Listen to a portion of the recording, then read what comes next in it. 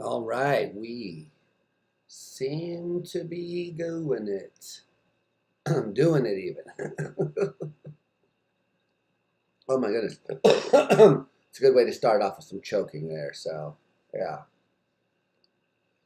Welcome to the Random Wednesday, the live stream for the Random Wednesday.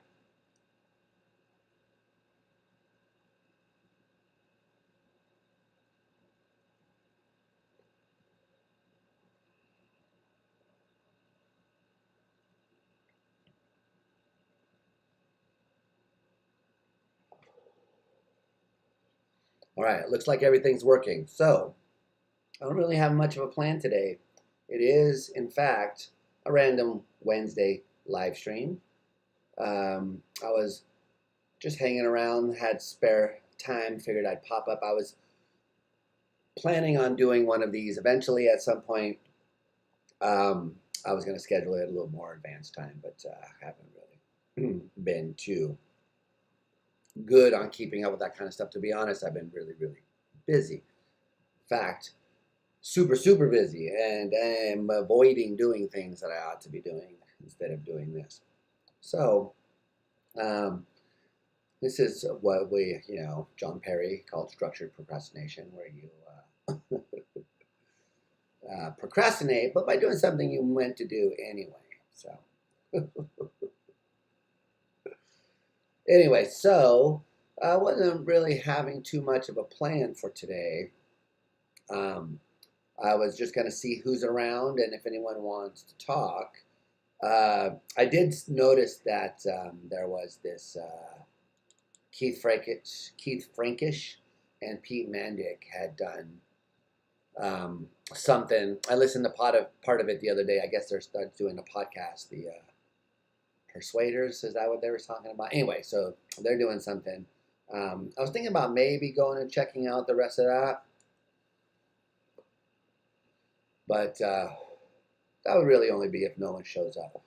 So if anyone shows up and has anything they want to talk about, I'm happy to fire up the old Zoom link and whoops, let anyone who wants to come and chat. I don't have the Zoom link right now. Let me sign into Zoom, just in case there's anyone around who would like to avail themselves of this wonderful opportunity. Um, you guys can't see my password, can you? You would tell me if you could.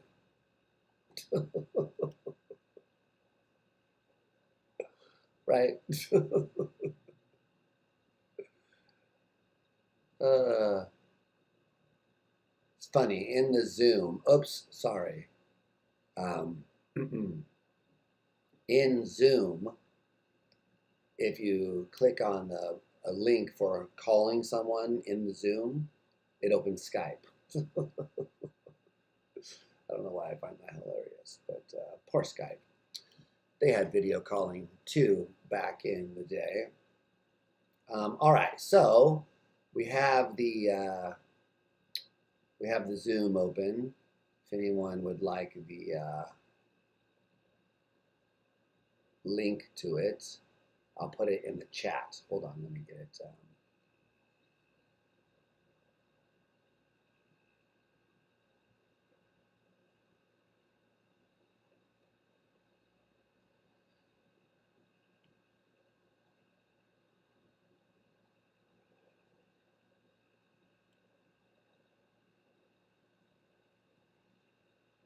A lot of stuff going on here. Then there would have to be one other thing, wouldn't there? But I can do that at a future point in time. Um,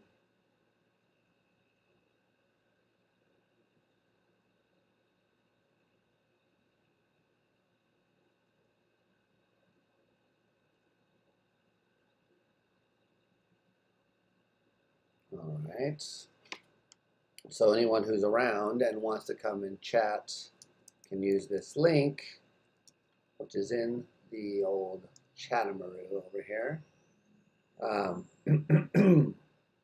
Now I'll take you over to the Zoom. But then I would want to do this one. It's a lot of stuff to do. Yalla. Okay. Excuse me, got a frog in my throat over here. I think what I got to do is switch over here, though. Wait, what happened?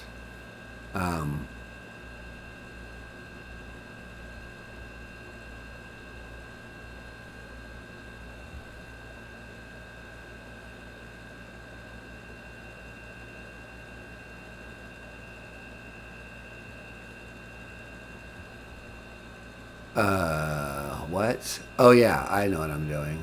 So I want to do. Okay, and then this.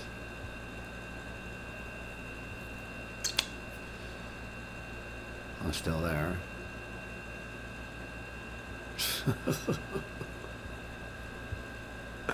This is thrilling.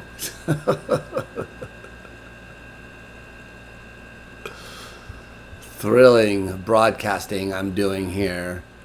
I don't even know. You should be able to see something at this point, and then what? I can switch over here like that. Ooh, fancy. And then over here, we would want to do, yeah, that. Okay. All right. I think I got it all set up for anyone who would like to come and chat. Follow that Zoom link. We'll see if anyone does. Gabriel, hey, what's up? Did I ever listen to that Humor guy? Humor? Mike Humor. Yeah, I mean, I've listened to. I know of Humor. What was there something specific that I was supposed to listen to that I maybe have forgotten? Did you recommend that I do something? I think I've listened to one discussion that Humor had with Lance. Lance, what's his name? Lance Bush? No, Lance Bass. Lance. But anyway, I think it's Lance. Yeah, Lance Independent. That guy. So I heard a debate between them about moral realism, and then I think I saw something else with him on moral realism. Yeah, so I've seen it. What do you think about his position?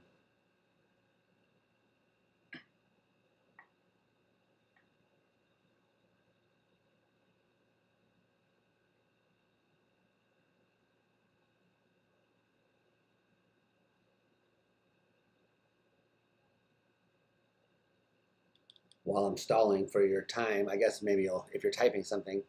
For my own, what I understand of his view, I consider myself a moral realist. Although depending on who you talk to, you could find people that disagree, because the term realism is so contested even. It's so contested that people mean all sorts of different things by it. So you really have to say what you mean by moral realism.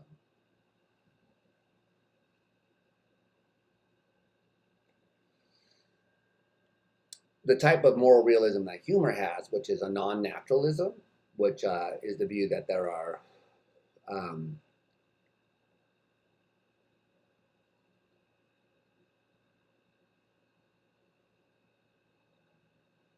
okay, I see your type. Yeah, that's no worries. That's why I said you could come on the Zoom if you feel like you're up to it. But anyway, so the kind of non-naturalism that he argues for, the type of moral realism that he argues for,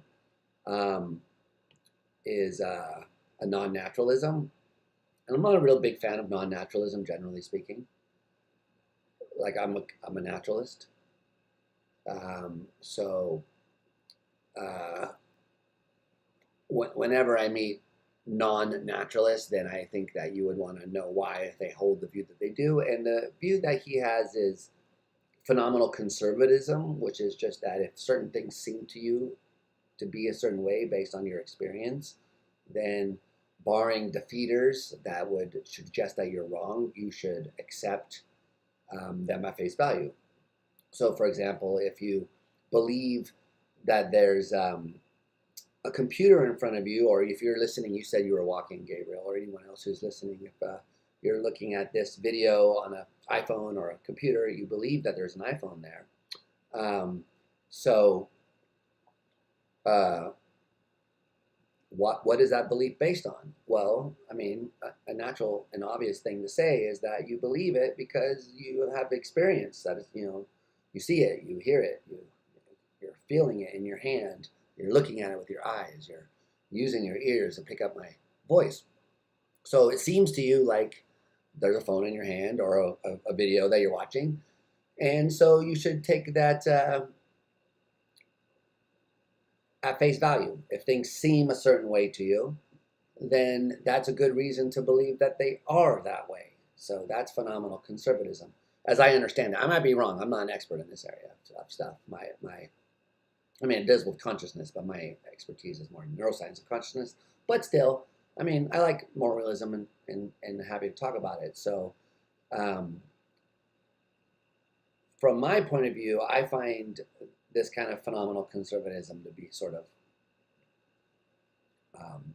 something you'd want to be careful with, because I think things can seem a certain way to you, and then they turn out not to be that way at all. So there are defeaters, and the phenomenal conservativists can admit that. But I think that even in the most strong cases we have, there could be defeaters for the things that we believe.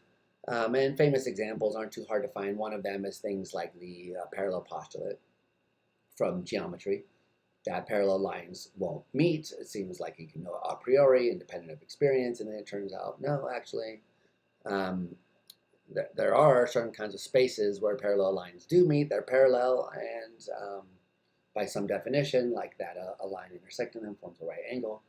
But they do meet, and these are in spaces which are hyperbolic, curved. Cool. So you couldn't tell. Many people thought that this parallel postulate was like knowable with certainty, and then it wasn't. Now, of course, you could amend it and say, well, in Euclidean space, the parallel postulate is knowable with certainty. You say, yes, if you assume a Euclidean space, then great. But the question is, should you? It turns out in our world, you shouldn't, because space is not Euclidean. So there's a case where things seem a certain way, they got overturned. So anyway, I don't know. I started rambling, but my point is that if you're going around, how does this relate to the moral stuff? Well, for the humorist case, he says there are certain things that just seem morally wrong. Certain things, just at face value, appear to be morally bad. That you shouldn't do them. That they're to be avoided or to be pursued. And if it seems that way to you, then you should accept it at face value. So there must be something that makes it true that these things are that way. And if you're convinced by certain arguments, like against naturalism, then the only thing left would be some non-natural fact. So I'm skeptical of that move. I think that I'm perfectly happy. And in fact, my own kind of argument for moral realism kind of stems from the overlap of all the different moral theories we have. That there are some things which every theory delivers as either right or wrong, some obvious endpoints on either extreme, and then what we debate about is the middle. So I'm sympathetic to this idea that some things are kind of obviously seem bad or obviously seem good, but I'm not so moved by that I would think that there's some non-natural fact. Yeah, no problem bothering me. That's why I'm here. If I was being bothered, I wouldn't show up. So, yeah, no worries. Anyway, so that's when I'm skeptical of the humor kind of case. So my own kind of view is that we want to be naturalists uh, if we can, and physicalists if possible. So you could be a non-physicalist and still be a naturalist, as I use those terms, um, because what makes them natural is there's some law-like regularity there. So I guess, yeah, is the reason that humor thinks of these as non-natural things because they aren't law-like, they're governed by. Because, for example, in the case of like people like Chalmers who think that there's non-physical facts about consciousness, there is also, according to them, a law, a psychophysical law, which connects the physical stuff to the consciousness stuff. Is there also such a law that connects the physical stuff to the moral stuff for people like humor? I actually don't know. Somebody says, what are you, king number 2? I don't know what that means. Is that your name? I believe humor believes some moral propositions or something like analytic truths about relations of abstracts, i.e. pain is bad, the universal pain is in the universal bad. Oh, really? He has a kind of containment view? Or is it that the concept of badness is in pain, or vice versa? The universal pain is in the universal bad, so you have the universal bad. Are these concepts, or are these like abstract, non-natural things, I guess, is what you're saying? Moral propositions or something. Because I also accept that some moral statements are analytic. Like, for example, I think that murder is wrong is an analytic statement because murder definitionally means unjustified killing, and unjustified just means wrong. So murder is wrong, according to me, just means wrongful killing is wrong. So if it's wrongful, then it's wrong. So murder is wrong is an analytic truth, according to me. And other things would come out in similar. Like, for example, I would say that a lie is an unjustified falsehood or an unjustified misleading truth. So that there could be justified falsehoods, but unjustified ones are. So lying is wrong, according to me, would always be a true statement because lying just means unjustified deception or something like that. So, yes, I think there can be justified deceptions, so that there can be those I wouldn't call lies. Anyway, so I think those are analytic, but they're just facts about language, according to me. So to say that murder is wrong is just to say, well, the word murder just means, like in the dictionary, the way people use it, it just means unjustified killing. To say that meat is murder, or abortion is murder, or war is murder, is to then try to take the analytic claim that murder is wrong and apply it to the synthetic judgment that, this particular case of killing is unjustified. So you're trying to do something when you say that meat is murder. You're trying to say, look, the analytic truth that murder is wrong suggests that since this is murder, it's wrong. So then what we debate is it murder or not? In other words, is the killing unjustified? So at that point, you're doing normative ethics, on my view. And you're back to the old debates about, well, what does make something right or wrong? So saying that some things are analytic doesn't answer us any good moral questions. So saying that pain is bad isn't going to really. I would agree it's analytic. That's part of the meaning of the word pain, that it's bad. But it's not some deep fact about reality, according to me. It's a fact about language. Um,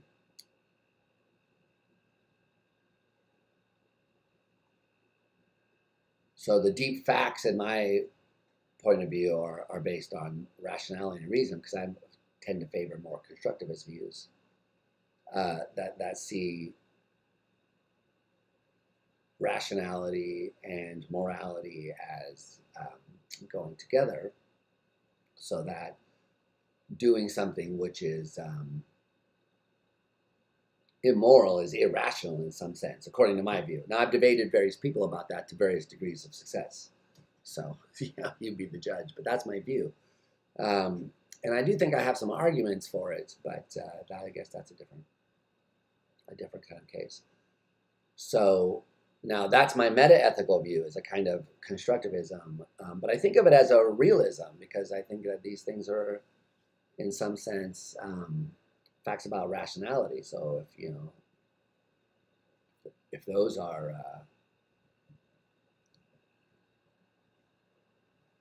objective in any sense, so are these. Anyway, okay, but they're still, constructed in the sense that they depend on our rational faculties.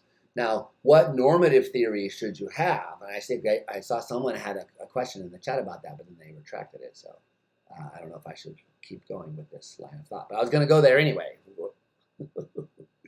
But on my view, you could have any normative theory with this kind of meta-ethical view, because it just says that that's the way these things are. My own tendencies are to think that, as between the kind of big ideas of virtue ethics and utilitarianism and deontology,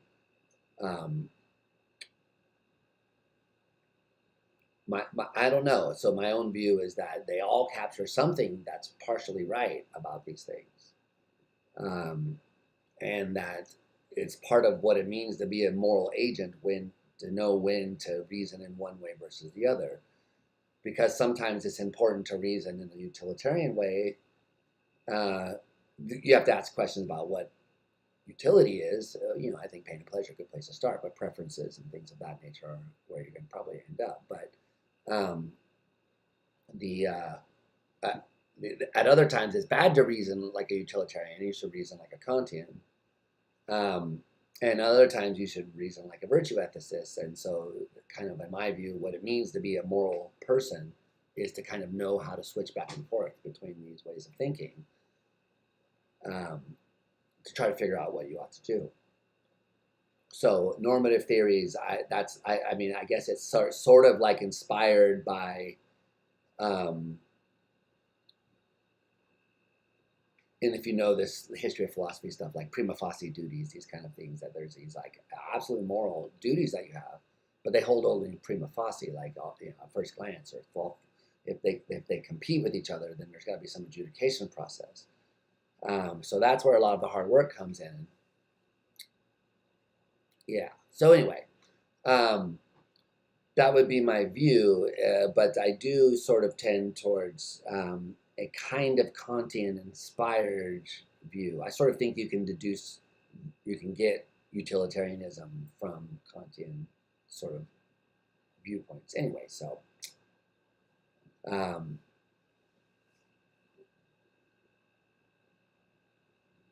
when it comes to the normative stuff, I have much less of a settled view about like which of the various theories is right. And my view is that it takes a little bit of sophistication. You have to juggle. But when it comes to the meta-ethical stuff about the truth values and aptness and all those things, that I have definite views about. What do I think about humans and suffering? I have a friend. He is a bit, why all this suffering? I just want to chill. And I'm like, I think suffering is necessary to make progress, to feel happy. I guess I'm more on your friend's side, if I understand what you're saying, because I am against suffering. I do think that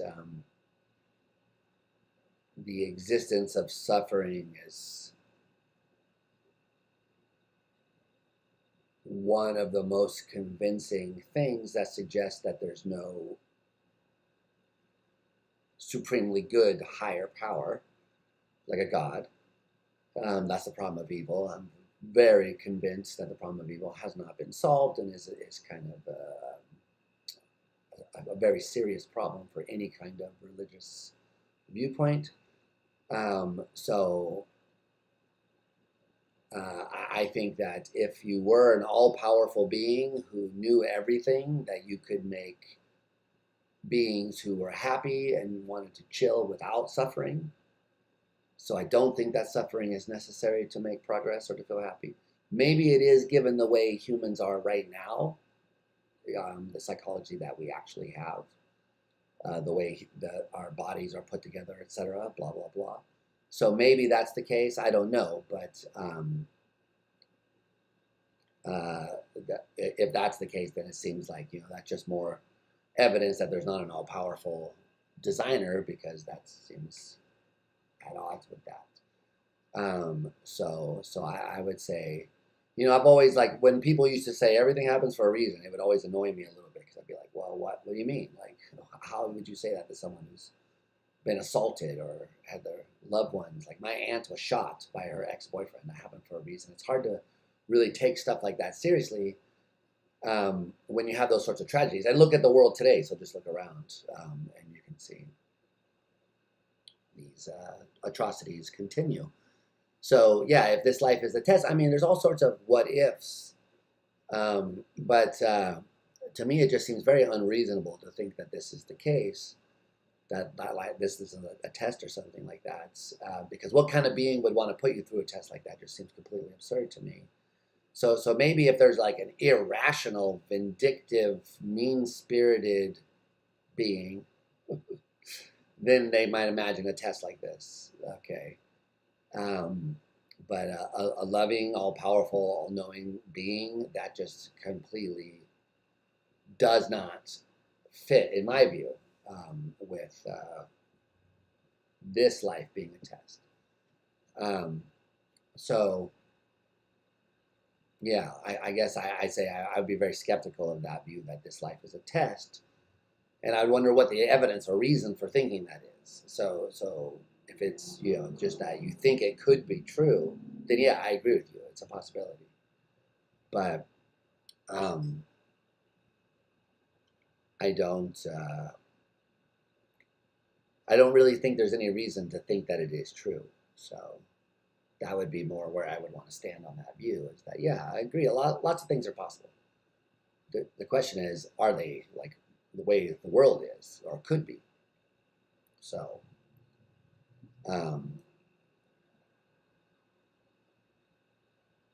this is why I like transhumanism. Transhumanism gets a bad rap, and I can see why, because there are things that can go wrong with it. But I kind of have radical views about this, so I do think that humans could be improved.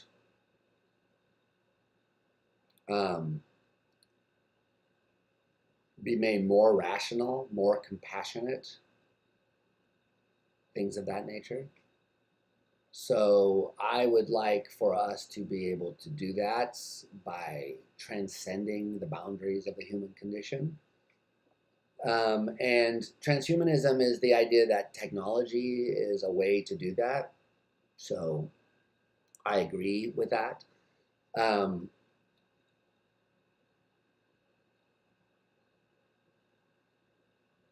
I think that you have to be careful, because there's lots of historical reasons to be very skeptical about anything like this going well. But if it did go well, then I think that that would be what you would want to improve the kind of morality of human beings. Dang it, I was just reading that other comment that got you retracted. Why?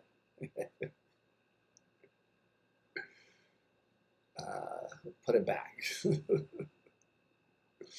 Anyway, so that would be my view about all of that kind of stuff. Actually, I rant about this stuff a lot, but I would say that we have more reason to believe that we live in a simulation than we have reason to believe that there's any kind of God of the traditional theistic type from any religious viewpoint whatsoever. So I think we have more evidence for the simulation hypothesis than for any of those theistic hypotheses. But I could see how people could disagree with me. That's my own view. And therefore, I do think suffering is very bad, and we would like to end suffering. And one of the central themes of religion, in my view, is the end of suffering. And the belief that there will be an end state where humans achieve a kind of perfect status, a happiness, an afterlife, or I don't know, whatever. Different religions view it in different ways, but my own view is that we would be better off trying to do that ourselves. And I think that's part of the view of transhumanism, is that we are wanting to attain that state through human means. And maybe we will fail and be shown to be fools and have engaged in folly, but maybe not.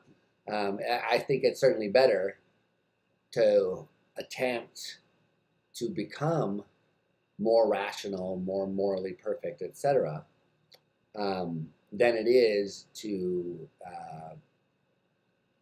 put one's faith in a supernatural being to fix things on some alleged judgment day or whatever the case may be. So that's my own view, is that this is a goal which humans desire, and it's been kind of hijacked by religion and the idea of supernatural beings promising us this or that reward for conforming to this or that moral code. I sort of think that we should live up to that standard for our own reasons, not for some external reasons, and that here we have a chance to do that. So I'm all for transhumanism. I'm not for the dude bro version of transhumanism. I'm not really for long-termism, although I'm going to be teaching a class on this stuff coming up here, so I'm going to think about this a lot more in a lot more detail. But normative ethics is tricky. I know I saw that first line in the retracted message.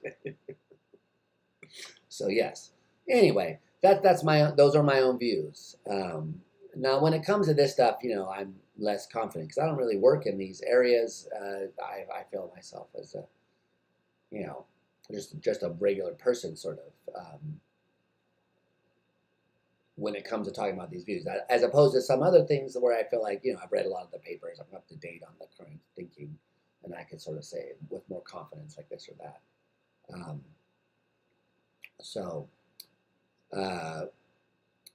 Yeah, so what aspects of our nature would I change? That's a good question. So first of all, I would want us to be more rational. Because I think there's lots of evidence that humans are very irrational. We have some rationality, and some people are more rational than other persons, obviously. But even the most mundane person is very rational. So I think that the spectrum of human beings is pretty small. The difference between Einstein and the average me or you is seemingly vast. But when you put it on a scale, I think that it's not that vast at all on the scale of possible intelligences and rationality and so forth and so on. So there's lots of ways in which humans go wrong in rationality, and even very smart people believe things that I would say are irrational, like supernatural beings, for example. Anyway, okay, so.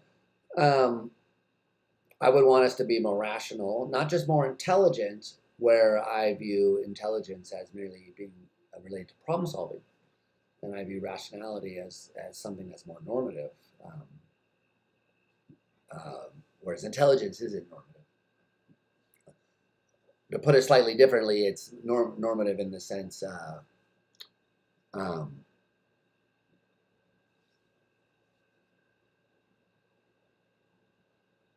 means end. So if you have a certain end, you should do this. So that's normative, obviously, but it's not normative in the sense of morally normative. So anyway, so I would like to do that, and then more compassion. So I think that if you look at moral theories like utilitarianism and Kantianism and social contract theory, these other theories, one kind of common theme that you see emerging from them is the idea that from the point of view of reason, each person is equal or should count as one. So this is famously what you find in utilitarianism, especially in the old school like Bentham and Mill, that each counts for one and none for more than one. So your suffering matters as much as my suffering. My pains matter as much as your pains. And these utilitarian guys thought even, if you take it all the way, so do animals. If animals feel pain, then if it's pain, if it's bad, then it's bad. So that's a kind of pushing towards expanding the moral circle from like things like me to creatures that have these features that are bad, namely feeling pain. And the same I think is true with certain Kantian views. What you see is a kind of pushing towards a universal and abstracting away from the particulars about me or you or my family members and whether it's good for me or good for you and just whether it's right or wrong. So I think you see a kind of a compassion where I should be as worried about strangers as I am about my family, and should be thinking of them as mattering equally. And I know I do in some abstract way, but I don't act that way because I treat my family as mattering more. So I would say we would want to change that so that people act in a more compassionate, universal way, recognizing their biases that tend towards in-groups, groups that look like you, act like you, dress like you, speak like you, come from the places that you come from. So rationality, and then this kind of the bias of the particular, the group you come from, the place you come from, the people related to you. A more universal compassion where you recognize suffering is just as bad anywhere it occurs. So I think these are some of like the deeper moral insights that people have had, and the teachings of some religious scholars, like people like Jesus and Buddha and so forth. You can find things like this in there, not necessarily in this exact way, but similar things. Kill one person, you kill all mankind, stuff like that. Okay, cool. So I think that that's a very hard standard to live up to. And so it would be nice if we could correct for those sorts of things. But not only that, connecting the reasoning that we do with the motivation that we have. Yeah, no problem, Gabriel. Thanks for stopping by. So yeah, exactly. And you haven't thought about moral enhancement. So yeah, that's something I think is cool to think about. They've done some work on this actually empirically, and there's it is not always good. So they tried to use like hormones like oxytocin, which is the so-called cuddle hormone, which makes you want to feel closeness, like it's released when you have skin-to-skin contact, but when babies and their mothers hug, oxytocin's released after intimacy. Oxytocin's released. So cool. So they tried to say, well, maybe if they give people oxytocin, and then they would feel like more compassionate towards people they didn't know, and so they did this, and it worked out like that was true, except it worked best when the people looked like you, so the in-group bias was still there, so that you with the oxytocin hormone you became more compassionate towards those who you didn't know, as long as they sort of looked like you. If they looked different from you, then you were more biased towards them. So you have more bias towards the out group, as they put it. Now, this research is new, so who knows how it's all ultimately going to shake out, and I'm not an expert on it, so maybe things have changed. But it does suggest that the biases are important, and we don't just want to so there's lots of things I would want to change. Anyway, so Attila, and I want those cool moves and functions too. So one thing I often think about is like, if I'm on the couch and I want to wash dishes, like if I'm playing PlayStation and I want to wash the dishes, it'd be great if I had a robotic arm that was attached to the sink and I could Wi-Fi control it with my brain and wash the dishes while I was also playing Lies of P. So let's see. Anyway, so Attila says, even if Jesus lived to perform miracles, why does that matter? How can Christians be sure that he wasn't a highly skilled demon? Doesn't the argument from Jesus fail for this reason? Yeah, I mean, I think that's a good point. That this is a point that I think has been made before, and it's something that I find very convincing. So I know it from Sartre, from Jean-Paul Sartre, or Sartre, however you say the French dude's name, because he, was it Sartre or was it one of these guys, one of these existentialist guys, coined the phrase the anguish of Abraham for this kind of problem. Because the idea was that Abraham is the guy who God said, kill your son, go and sacrifice him. And so he takes him up to the mountain, in the story, he takes him up to the mountain, prepared to sacrifice him, he's about to kill him, and then his hand is stayed. Okay, so great. But how did Abraham know that the voice that spoke to him was the voice of God? As opposed to Satan or demon, which is kind of what Attila is asking here. So how can we be sure when Abraham says, "Oh, I heard a voice of God. God said you must kill your son, so I have to obey God. So I got to kill my son."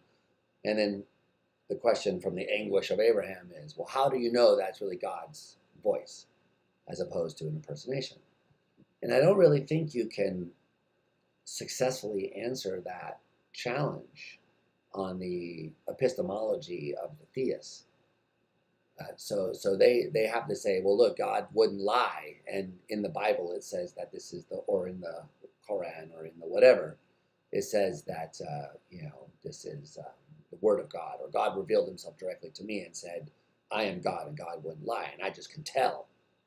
So I think that that's a kind of arrogance there that I can just tell, because if there really were a powerful demon, they certainly seemingly could convince us that they were some supernatural voice, because they are supernatural.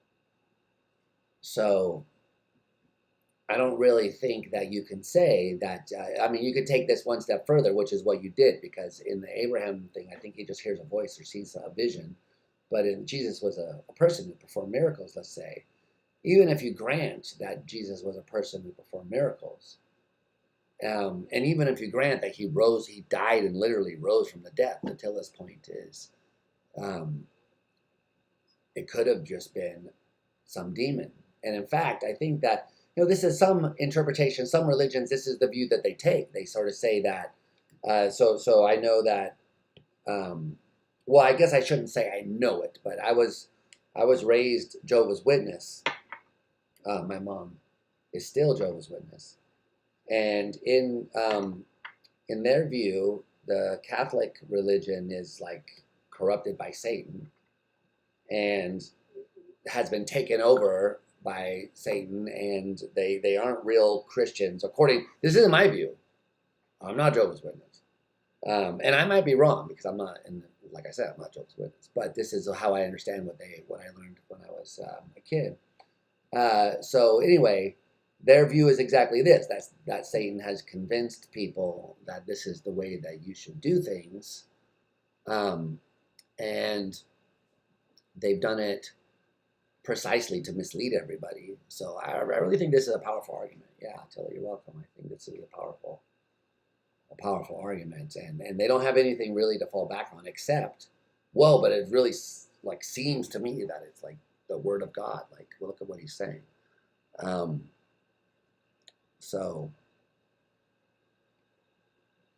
yeah. By the way, anyone who wants to come on the live can come on. I have the Zoom link up above. I can put it again if anyone wants to come.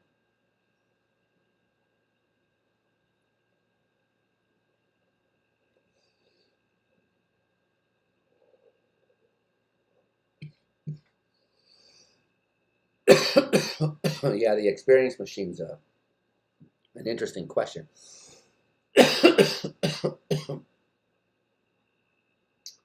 from my view, it depends on like the details. Devil's always in the details. Because you're right. If there's something wrong, then you do get the eternity of torment kind of problem. So, but if the experience machine is like a simulation, this is something that Chalmers talks a lot about in his book, which I think is important. So Nozick's simulation, experience machine is not the same as a simulation hypothesis, because a simulation hypothesis is imagining a kind of immersive, interactive virtual world. So it's not just a pre-programmed experience. And there are these kinds of things, like, you know, my kids did a VR video game. We were at some place, and it doesn't matter, you don't care, but they did a VR video game, and it was just like you put on the VR goggles and it takes you through this VR ride, basically. There's no interaction. Everything's pre-programmed. It still looks cool. It was like Minions, I think, or no, it was Rabbids. Yeah, it was Rabbids. Those Rabbids, dude, they're crazy. Anyway, so, but you couldn't interact with it. So a simulation, on the other hand, a simulation hypothesis depends on the idea that you can interact with the simulated world, and that the interaction is indistinguishable from the kind you have in the ordinary non-simulated world. So the experience machine, if it's just this pre-recorded kind of video taking you along, giving you the experience, and of course we imagine that the experience is a lot more detailed, because you're not just having the visuals, you're having every aspect of it. So yeah, there was a movie too that had this. What was the name of that movie? This was the plot of the movie. I'm getting very distracted now, so you can tell me to stop it, and I will try to get back on foot. But what was that? It was, hold on, it'll come to me a second.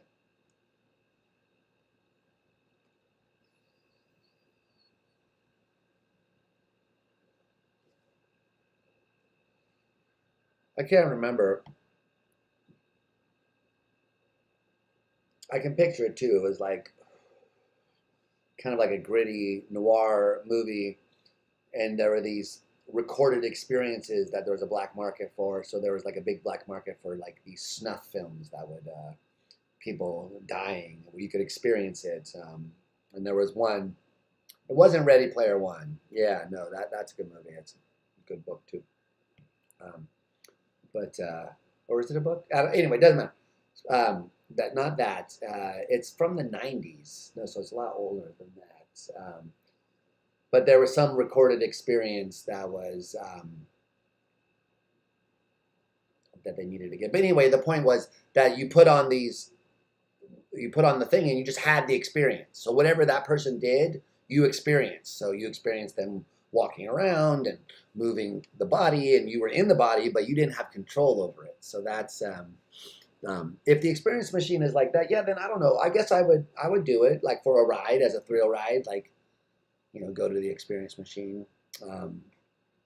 Instead of going on the roller coaster, you have the experience machine of the roller coaster, so you could experience the exactly the same thing. I mean, exactly, like every aspect of it. Being buckled in, the cranking up of the long hill, the really fast G-forces, this whipping around. Yeah, I would do it if it were safe. I mean, I would have an attitude of you go first. That would be my view. Is that yes, if this thing became, you know, I'm sure there'd be some thrill seekers who would try it. There would be some eternal torments.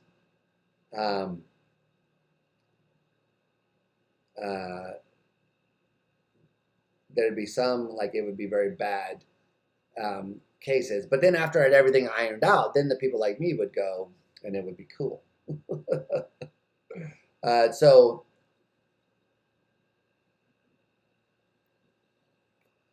and of course that was all, but that's, I think, different than the Total Recall plot, because did they give you the experience, or just a bunch of give you the beliefs that you had the experience? Of course. Oh God, don't get me into it. Here's a whole dinner thing here. Anyway, okay, so I would do it, yes, if it were as safe as flying. I don't like flying, but I get on a plane.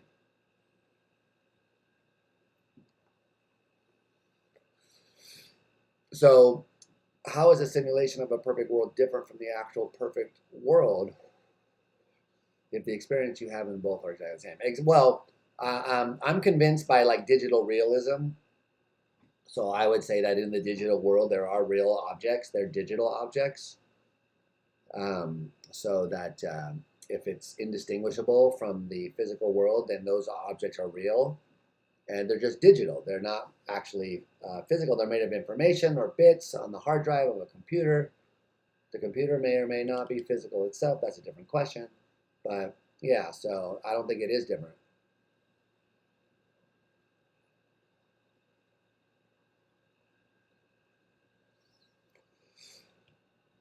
So I think there's a possibility that this world that we're in right now could be a simulation. And that's called the simulation hypothesis. Um, I don't know if I assign as high a possibility to the simulation hypothesis as like some people do. Some people think it's the possibility is very high. Um, myself, I think that a lot of this really depends on can you simulate consciousness? Um, because if you can't, then I can't be in a simulation because I have consciousness. So if you can't, if you simulate my brain and there's no consciousness there, then this can't be a simulation. So I'm kind of still a skeptic about artificial consciousness. I'm kind of I'm weakening over time because of the advances we're making and thinking about it. But I still hold out the idea that there's something biological, not computational, not functional, um, which is going to be important for consciousness. So uh, we'll we'll have to see. So you say even now people value their digital stuff. Yeah. Oh my God. Achievement and gains or the experience they have from playing games. Digital. I agree with that. Yeah. I mean, so I have a 10-year-old and a 7-year-old, and they like to play Minecraft. Um, like everyone, it likes Minecraft, but they play Minecraft, and they're always arguing over like they'll find a village and they don't like to actually mine or craft anything despite the name. Or at least that's not true. I should be fair. That I don't want to be mean. Sometimes they don't like to mine or craft things. They just kind of find a village and raid it and take whatever they find in the storage boxes. So, but the point that I'm trying to make is that the other day they found I think it was some diamonds in Minecraft, and there was like 8 of them in a box. And one son of mine found them, was like, "Oh, diamonds!" And the other son was like, "Where are you? Teleport me there. I want some of those diamonds." And they started arguing, saying, "No, these are mine." And the other kid was like, "No, you found 8 of them. You should give me 4." It was like, "4? Why would I give you 4?" And they got into this huge fight. I mean, they were both like very emotional over who gets these 8 digital diamonds. They're not real. They're not physical. So that's the exactly. So I almost said they're not real, but they are real. They're digital, in my view, and they have my kids really want to have them. They're not made of atoms, so you can't put them in your pocket, but you can put them in a storage box in Minecraft. That's because they're digital objects. Um, uh, so anyway, yes, you're saying other things. Let me check. You said, do you think this is a good argument for holding out hope for free will? There is a parallel between a deterministic universe with free will and Parmenides' argument against motion.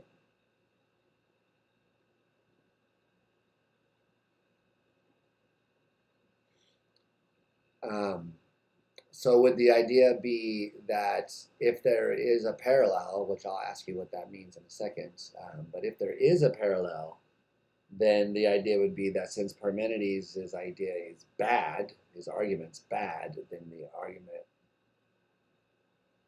against free will is bad, or for determinism is equally bad. Um,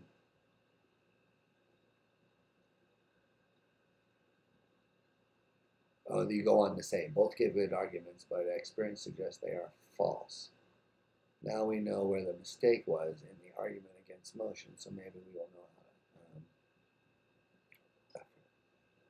to. Well, where is the mistake in the argument against motion? Because I'm not really 100% convinced that we know where the mistake is.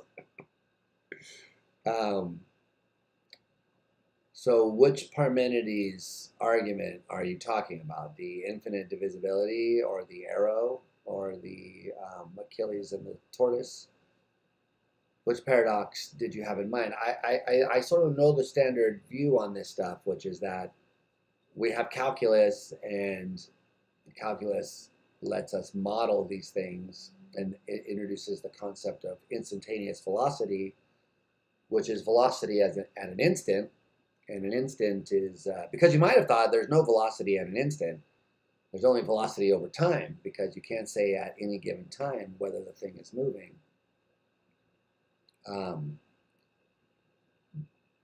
So you can't say at any given time whether the thing is moving.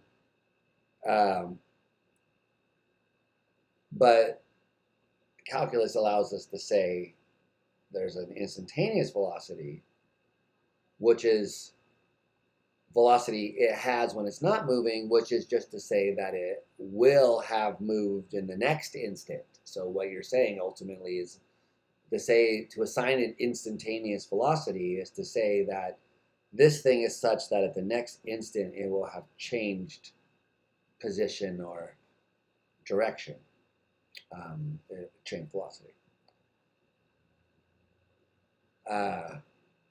Okay, so is that a solution though? Or just like ignoring the problem without giving a solution? Because you still haven't really said how the thing goes from one place to the next, given that at each moment it's stationary. I'm talking about the arrow paradox. I'll get to the other one because both of them have to do with calculus. As far as I mean, maybe you have something else in mind, so you could be typing while I'm talking. I'll find out. But anyway, back to my rant. If you model the time interval between T1 and T2 as a segment of instants, which don't take up any duration, instantaneous moments, and you say at each instantaneous moment the arrow is at a particular location, and at the next instant it's at a different location, and then you say, how did it move? Because at each instant it's stationary, and what is stationary at one instant and also stationary at the next instant isn't moving. So how did it move? Okay, that's the paradox of the arrow, as I would put it for Parmenides.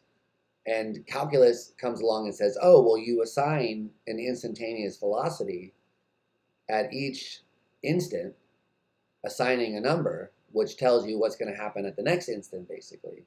So given that we have all of these things that we're working with, we can see where it's going to be, so we can see that. So we assign the number there. But that doesn't answer the Parmenides challenge.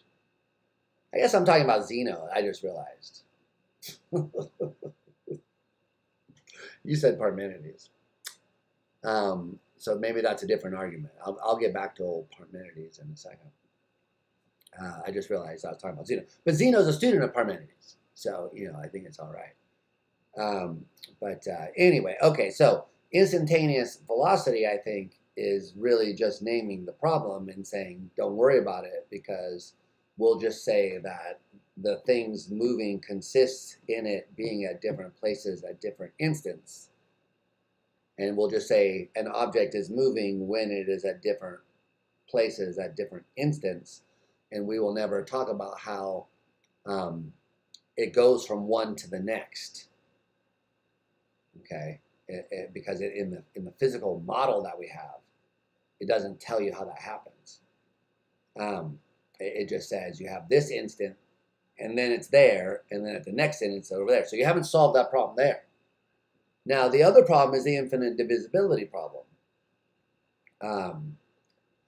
where you say the distance between 2 points, P1 and P2, is the total distance is equal to the sum of all the fractional distances that exist between them. So then you get an infinite expansion of series. The distance between this point and that 1 meter mark over there is 1/2 plus 1/4 plus 1/8 plus 1/16 plus 1/32 plus, and it goes on forever. So that expansion, I mean, I'm putting it in a calculus way instead of in the Zeno way. But anyway, so that expansion goes on forever, and then you kind of go, well, how do you get a finite distance from this if you're adding up an infinite sum? And then we have a theory, and the theory is the theory of the limit. And the theory says, well, it approaches in a well-behaved function, the limit. You don't really reach it because it's an infinite series, but as you get closer and closer, you start to see it getting closer and closer towards a certain value. So as you add up these fractional values, you're getting closer and closer to 1. So you never finish it because there's always another one to add, but you can see that adding it just gets you a little bit closer to 1. So the limit is 1. I mean, I'm taking a lot of liberties with the calculus. Okay. So now the question that you might want to ask yourself is, does that solve the Zeno paradox? Because is the total distance infinite or not? And of course, I don't know. I've talked to mathematicians about this, and I get different answers from them. But so the question that you want to ask them is, so is the answer 1? The answer to this series of additions of the fractions, 1/2 plus 1/4 plus 1/8 plus 1/16 plus 1/32 plus 1/64 plus 1/128 plus 1/256 plus 1/512 plus 1/1028. I'm going to go on forever. You can't stop me because it doesn't stop. Okay, so if you add all those up, if you somehow reached the limit, would the answer to this be 1? Would it be finite? Or is the limit forever unreachable, and we just kind of say, look, we can see that it's approaching and getting closer, but it's never going to really get there because the thing is really, truly infinite. So I don't know. I've heard mathematicians say different things, and I know some people that do real analysis, which involves a lot of calculus, analysis of real numbers. I'm not, but they are understanding these things. So I don't know.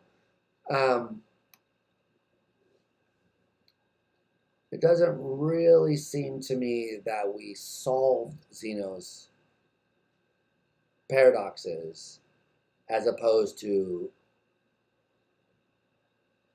dressed up the problem in mathematics and then said, look, here's a model, a mathematical model of the problem where there is no contradiction.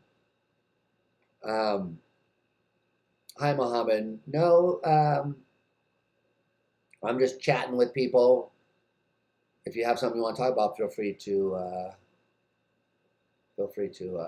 drop it in the old chat box. I have a Zoom link up there. You can come as well. Anyway, so that would be my response. Now, I'm not saying that I agree with Zeno that motion is impossible. I am just saying I think it's a little bit more complicated than calculus solved the problem. I would say that what calculus did and real analysis generally and the theory of people like Cantor of the theory of the infinite and these higher mathematics, I will say that what it's shown is that our intuitions about the infinite are radically off in that there different sizes of infinity, and maybe there is a sense in which it's perfectly fine to think about these as the limits as the answer to the problem. I don't know. So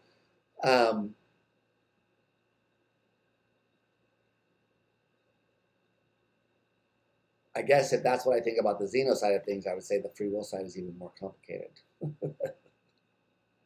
I used to be someone who was very much a defender of free will, like libertarian free will.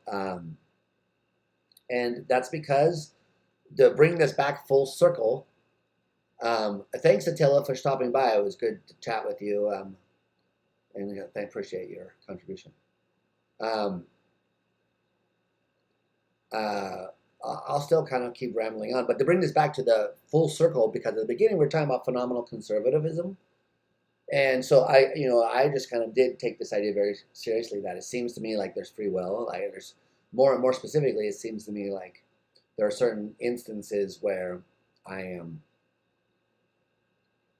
on the brink of doing something, and it feels like I have control, and I could or could not. I might or might not do the thing in question.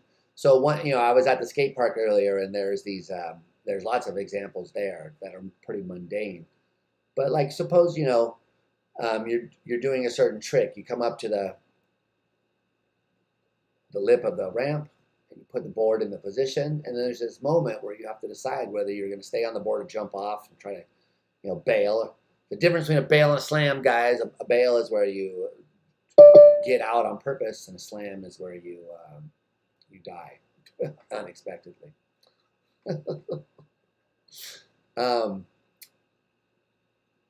Yeah. Okay. Oh, I see someone's coming into the Zoom meeting. So let me just finish this up. Um,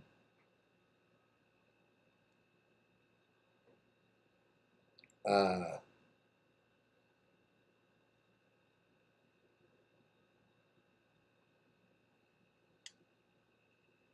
anyway, yeah, I lost track of what I was going to say. So here, let me just jump over there. I don't know anything about Hegel, though. I'll tell you that much right now. Hello.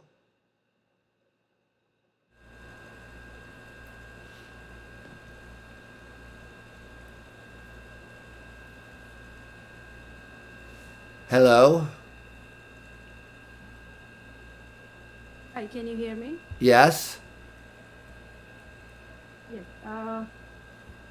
I just had to ask you one question. I mean, I have been following your YouTube live sessions, and I guess you have, noticed my questions. I hope. Yes, I have. Thank you very much. Good to see you. A face to the name. Thank you.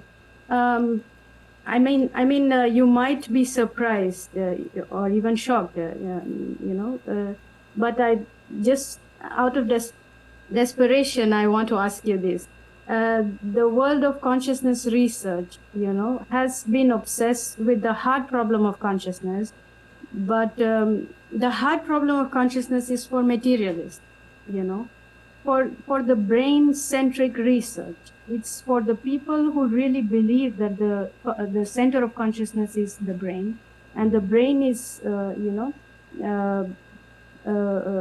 deciding for us, for, let's say, us, meaning the subjects of consciousness. We are the subjects of consciousness. We are the puppets of consciousness, So, I mean, when do you think, as people who are interested in consciousness, we will, rise up to ask other questions?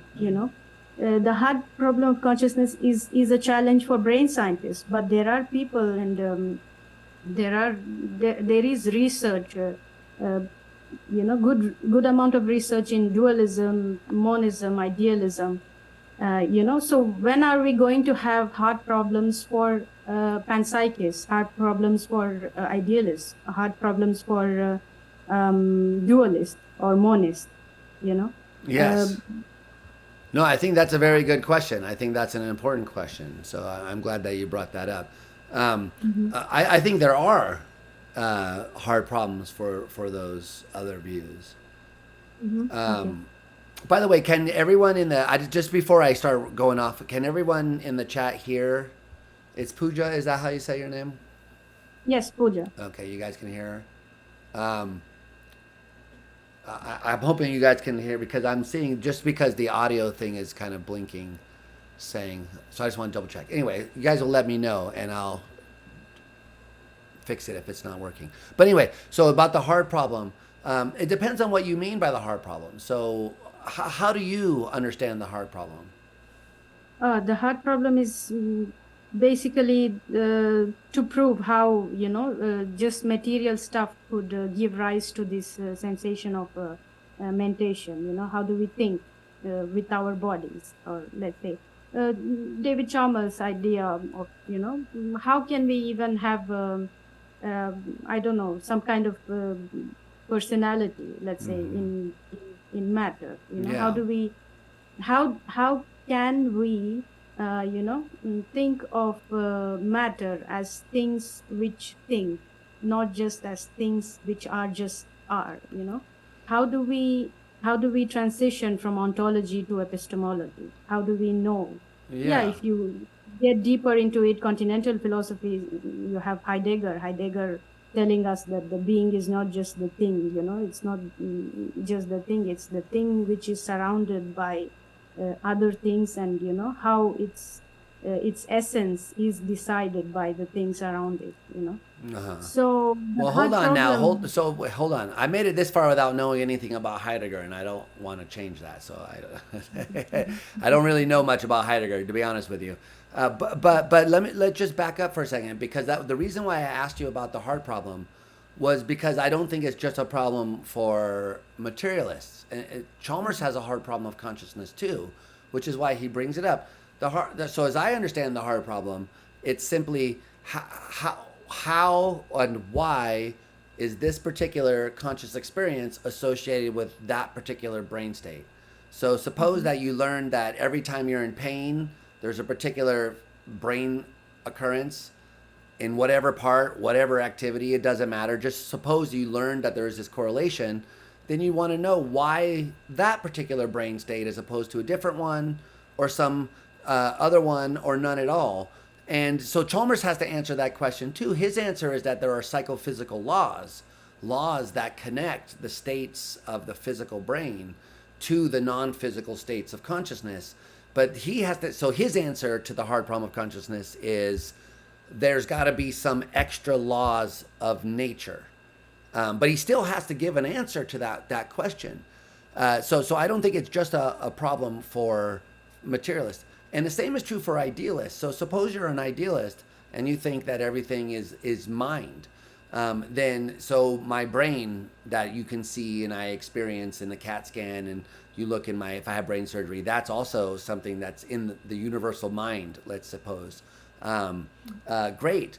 But still, that thing which is in the universal mind goes into certain states when I experience pain. And the idealist still has to explain, in my opinion, why that particular brain state is associated with pain as opposed to any other state in the brain. And I don't see how idealism gives you any kind of advantage over materialism on that specific question about how this particular brain state is related to that particular mental experience, even if the brain state is a mental experience itself. I still don't think you get a good answer to that question. And so when I talked to Bernardo Kastrup, who's maybe that's not the kind of idealism you had in mind, but he's a well-known defender of idealism that he calls analytic idealism, which is interesting. Anyway, when I talked to him, I tried to put this problem to him. I said, look, you have exactly the same problem. Mm-hmm. It's just that you think that you're trying to connect something conscious to something consciousness, but you still don't know why that particular state is related to my experience in this way. So it's still just as much a puzzle, in my opinion. Now, his answer was, oh, yeah, but it's less of a puzzle because we're talking about consciousness and consciousness. And I'm like, yeah, but the puzzle is just like, why are they related in the way that they are? And that hasn't been solved. And the same is true, I would say, with panpsychism, because there you have the version of the combination problem, which is how do all the tiny little panpsychist experiences combine to form the experience that I have of, the world around me. So the micro experiences are supposed to be very different than ordinary experiences like mine. So they how do they get put together? And then there's different versions. There's the palette problem, so if you know your Chalmers, it sounds like you do, then you probably know all this stuff. So in my view, there are that's the same problem. The problem is, why is it that my experience is related to the states of my brain as opposed to any other states in my brain. And you don't get an answer from that, from panpsychism. Nobody has ever been able to say, oh, here's why. Now, recently I've heard some panpsychists say, and idealists too, say, well, maybe like IIT, like integrated information theory, is going to give us an answer. And then we can say that whenever there are informational states that are integrated in the right way, then you get consciousness. And so that might be an answer to this question. But I don't think that IIT gives you an answer to the hard problem either, because they can't explain why this particular state of the brain gives rise to that particular experience. So that's why, I mean, I'm going on and on, so feel free to interrupt me or come back in any way. But my own view is that that's why I think that what's more interesting to me than the hard problem is the what Anil Seth called the real problem. He did that as a, in his words, cheeky way of making fun of the hard problem. But I think that he's kind of right in the sense that the real problem, as Seth puts it, is the idea of predicting and controlling experience. So what we would like from the science of the brain, in my opinion, is I would like to be able to say, if I stimulate your brain in this way, you'll have this kind of experience. And if I change the activity in these 75,000 neurons in that way, then your experience will change in that way. That's what we want. And if we could really start to, we don't have that yet. We have like loose correlations that say like, if we jam electrodes in this part and stimulate you randomly, then you'll see spots or you'll feel a tickle or like, but we don't have any controlled way of like producing states of consciousness intentionally by stimulating the brain, by predicting and controlling experience. So that's what I think we would like. And if we had that, then, you know, you could be a panpsychist or a dualist, or physicalist, and still do the science, and still ask the question like, what is it that if you stimulate this part of the brain, like what's going to happen? So those are interesting questions to me that go beyond the hard problem. And when it comes to the hard problem, my own view is that there's not really any reason to take it seriously because, well, I mean, I've always kind of held this view that either we're taking ourselves too seriously and thinking that nature owes us an explanation or to be intelligible when who knows, nature may not care. So people like Philip Goff call this minimal rationalism, that the universe has to make sense in some sense to us. I just don't see why the universe cares. Maybe it doesn't make sense at all. I mean, maybe it just doesn't make sense. Now, I want it to make sense. I feel that. That's a human thing. I agree. You know, Aristotle said all people by nature desire to know and understand. Okay, great. I agree with that. But nature doesn't have to care about my desire to understand. So that's one thing I would say, is that maybe it's just not understandable. Maybe things just are the way they are. End of story. And on the other hand, I just think that it's kind of too short-sighted to think that we can know enough about science, the brain, or consciousness to say that there's no way the future might develop some link between them in a way that science has progressed in many, many other areas. So my own view is that we should keep all these options open. We should keep materialism on the table. We should keep dualism on the table. We should keep panpsychism on the table, idealism. They should all be live contenders because we just don't know. That would be my own views. But so I agree with you that, you know, I'm not one of these like physicalists who think, oh yeah, it's obvious physicalism, dualism, stupid. I know people like that, but I'm not one of them. I think these are serious views, and it's very confusing. And I could see how people could end up with views that aren't mine. But I do think that ultimately one of these two mistakes are going to be at play. But I could be wrong about that, you know. But so I have my suspicions or whatever. Anyway, so I appreciate what you're saying, and I think that we do need to move past the hard problem and develop these other views in more detail. And simply stop saying. That's why I think people like Bernardo and Philip Goff and these other guys and other people are important, because they're exploring these other views and fleshing them out in enough detail that we can say, okay, so let's work. and that's why when I interviewed Bernardo, not to keep going back to that, but what I tried to do was not undermine idealism, but just try to understand it. I was like, so explain the view to, like, how does it work? Like, and he's got a really worked out view, whether you agree with him or not. His view is, he's got like the details in hand. So that's interesting to me. So anyway, this is all long-winded way of saying, yes, I agree with you. No, I want to point out that these problems, I agree that there are hard problems in, I completely agree with what you said.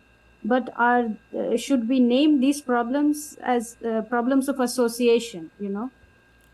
associating for a materialist, associating the mental state with the physical state of the brain, associating what is this kind of association, Yes. and then for an idealist to explain, okay, there's a larger mind, there's a mind at large, like Bernardo says, and there are alters, but how do you associate the mind of the alter with the mind at large?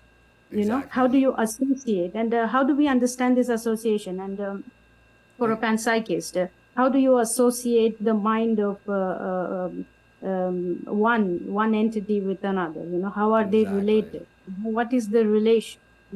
So I mean, yes, the heart problem still. It seems like infusing materialism onto, idealism. It's like you wear the lens of materialism and then look at idealism and then look at panpsychism and then look at monism or dualism. Yeah. You got to take each view on their own merits. But what I object to, and what like derails all the conversation is, and Bernardo's guilty of this more than anyone, is people come and say, oh, materialism is bullcrap. It's obviously wrong. The hard problem shows it. Only like deluded morons go around thinking physicalism could be true. And that's what gets me sucked into the debate, because I'm like, no, it could be true. It's a possibility. I don't know if it is true. I think maybe it could be, though. So I don't. But and I also say the same thing about the people who say, oh, panpsychism is bull crap. Like that can't. Like they're all serious views, I'm not moved in that direction, but I could see how you could be. Yes. Yeah, my point here is there is a problem of association more than explaining why this is, why we have two different domains, But there a are problem two of different association domains for who? for everyone, the yeah. problem of association between matter and mind for materialists, for brain scientists is, to associate one brain state with another. Yeah. And then this problem of association, this problem of understanding why there are two different domains, how you explain the hard problem seems to me, it's a nice way of expressing that every ism has two opposing sides, and our job, the hard problem, is to, explain why they are different, or explain why they are part of one single whole, Right. And people who deny the hard problem just deny that there are two different sides. Like idealists would say, it's everything is one mind, and then to escape the dual side of every ism. Yeah, I mean. Yes. But I don't think the idealist denies the hard problem. They just have they have a solution to it. So, I like the identity theory, and which says the mind is the brain and that consciousness just is a physical process in the brain. And identity theory solves the hard problem too by saying that the mind is the brain. So that's a solution to the hard problem as much as idealism is. So everyone has a solution. The question is whether other people think it works or is good. And so, but I'm not sure that. So I don't think the idealist rejects the hard problem. They say, here's the problem. The problem is that you're thinking that the brain is somehow the source of consciousness, or that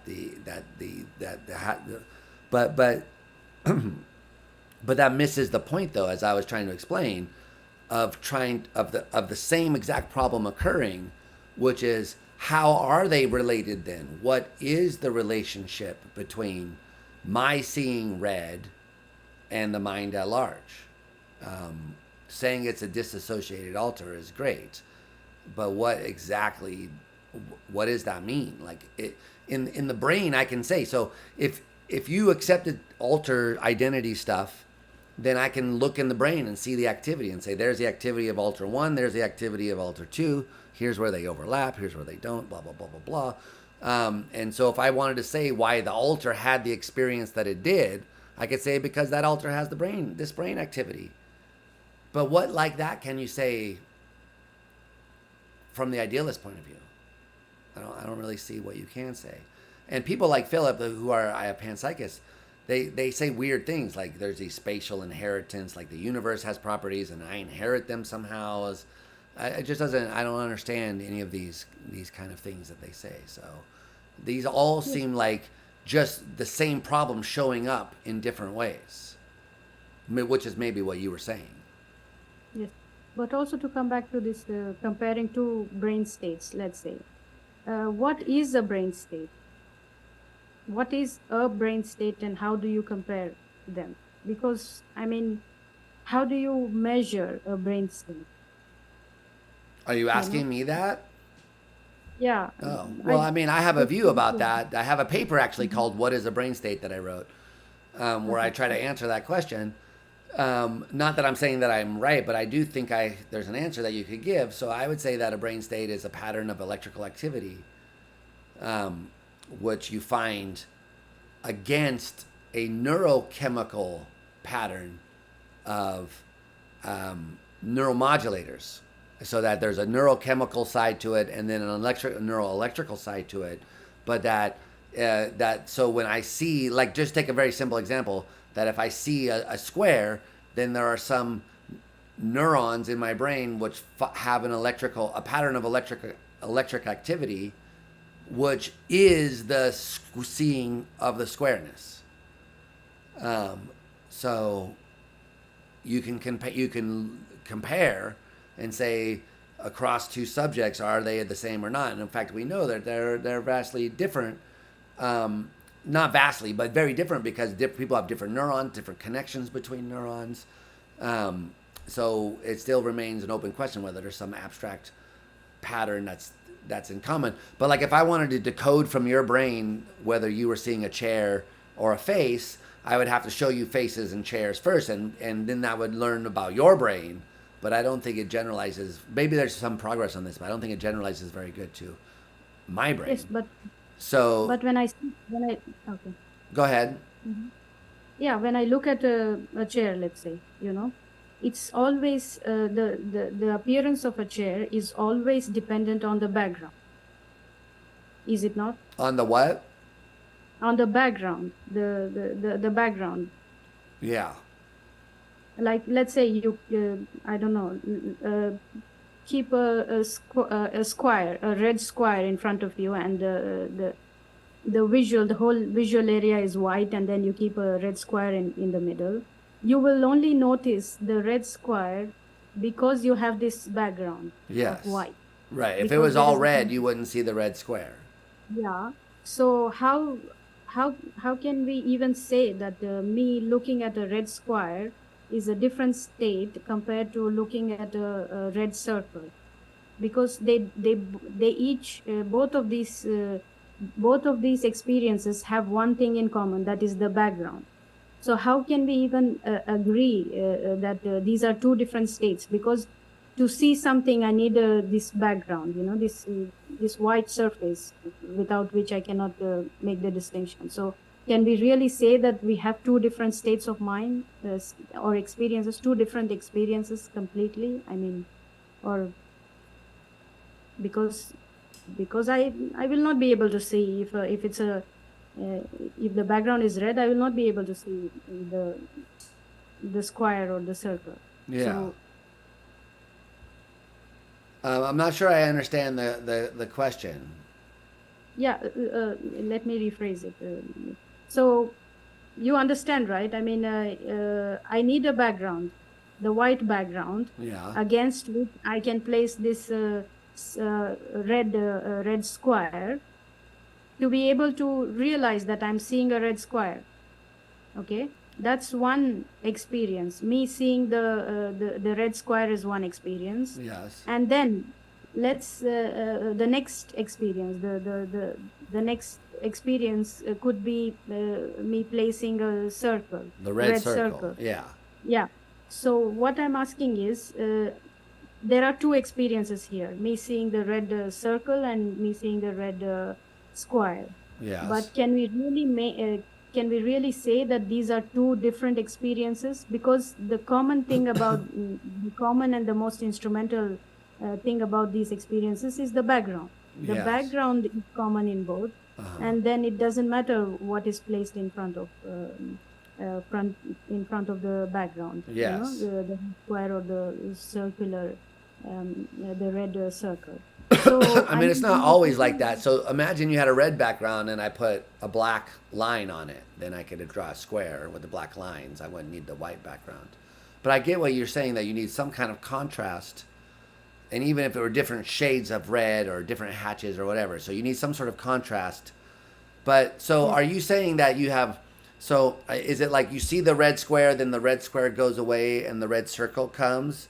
Or is it that you see the red square and then the red circle comes next to it and they're both there? no, what I'm saying is, I want to ask you if there is such a thing like, two different experiences. Uh-huh. Are these two different experiences or just one experience? Because the common thing in both of these experiences is the most instrumental. It's the background. The background, when we talk about, when we make experiments with people seeing a table and a chair, what we miss out, what we leave out is not focusing on the background, So what I'm asking is to compare two different brain states. Are they really different? Are they really different, or we are just playing with one single brain state and then we are pretending that they are two? I mean, from experience, the experiential point, I think it's verbal whether you count them as one or two.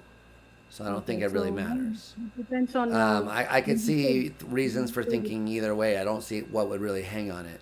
But because there is something called the unity of experience, where I see all of them together is one unified experience. So I think that's clear that there's I have one unified experience. But then there's parts of that I would be perfectly happy saying that's an experience too, like the red square is separate from the. So I think you could go either way. That wouldn't really matter. So it's not super important which one you pick. But when it comes to the brain states, I would say, I guess, something different, which is that the red square part will have a brain state that corresponds to it, and the red circle part will have a brain state that corresponds to it. And then we would expect some overlapping element and some differing element corresponding to the red and the square, the circle part. So I would think that, and in fact, when you look at the brain, this is sort of what you do find. So that you find activity in like V4 responding to the color, and other areas responding to the shape. And then those have to be put together somehow. And, I would support the idea that there's some kind of synchronous neural firing that links them together, or some pattern of electrical activity that joins them together into one unified state with those elements. But I don't know. It's like, would you ask the same question about a painting? So if you say, here's a painting, and the painting is a painting of a table, and a table with a basket of oranges on it. So there's a table, there's a basket, there's oranges. Are there three paintings or one painting? I don't know. Each thing is painted.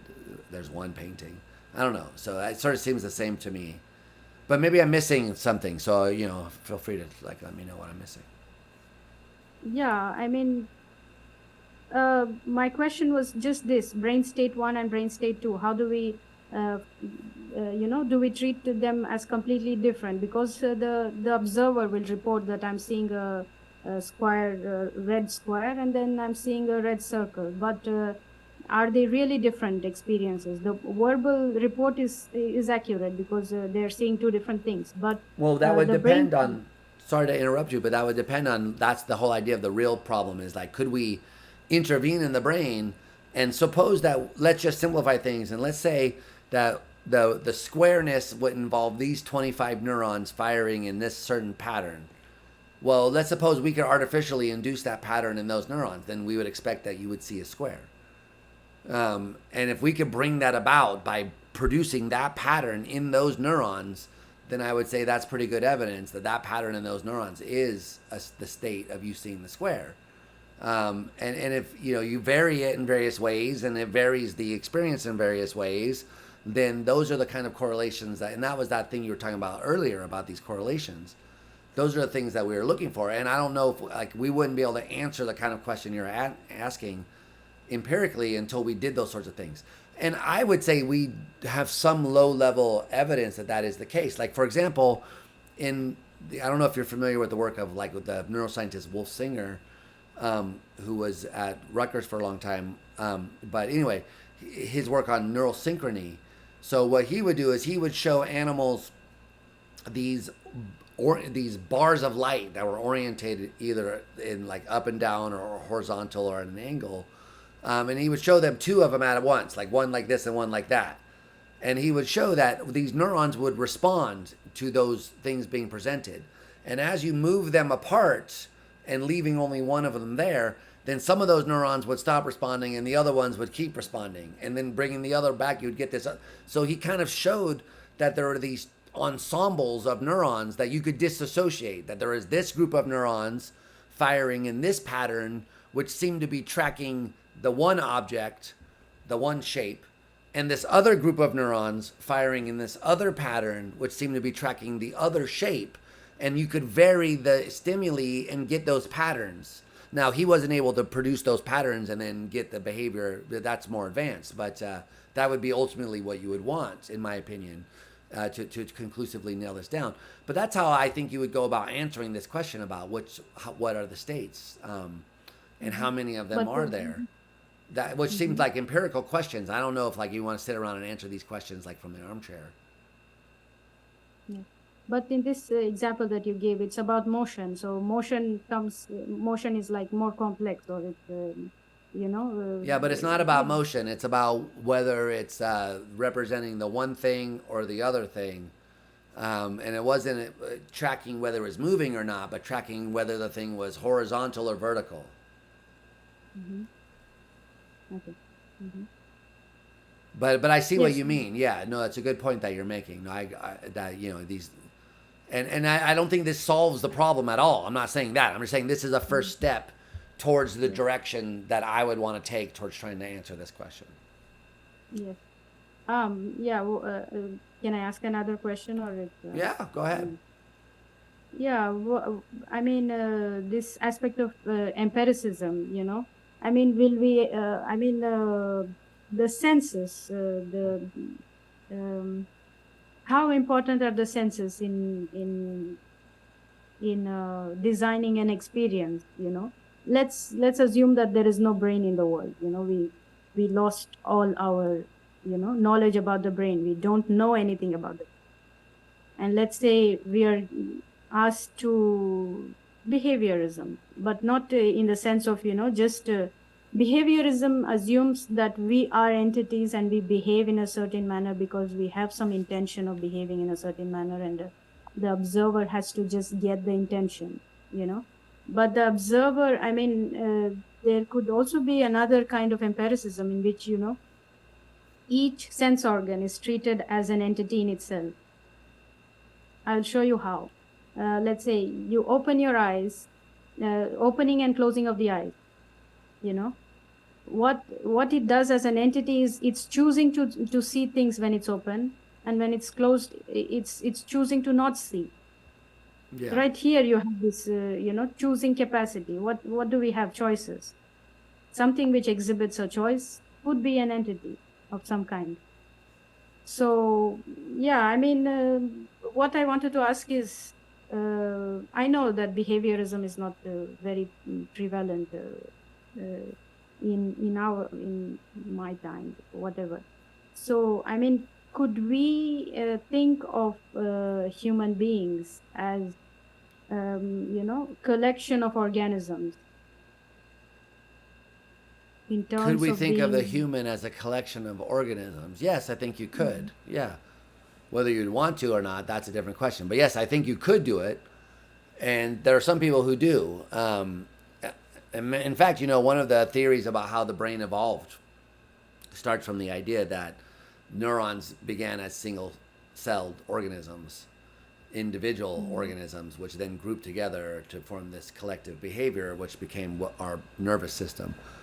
And I think you can think of, like you were, I think you're saying, like the visual system can be thought of as like an entity, and the immune system is something we could add. There's lots of these things. So yeah, I think. Now, what do you mean by entity? Because I don't know. I think of, like, I have Google Home in my house, so it controls the temperature, and we set it to a certain temperature, and it controls it with the thermostat automatically. So that's an entity, I would say. There's a little computational device which is monitoring the temperature, and if it goes below a certain set standard, it turns on the heater, turns on the fire, heats it up. But is it having consciousness? I wouldn't say so. It's just a computational device. But I mean, you could disagree with me on that. Maybe you do. I don't know. But I would say it's not conscious. It's just doing some computations. So if that's what you mean by entity, then that's not super impressive. That's how I think of plants. I think of plants as these kind of not conscious, but sort of aware. I think of them as aware of the environment and behaviorally responding to it.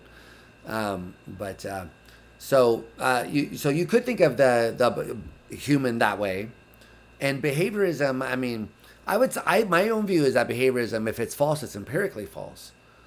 But you can't, like, say it's a priori that we can prove it false or something like that. So I don't think the philosophical argument against behaviorism is very strong. I think there's empirical reasons to say it can't be the whole story.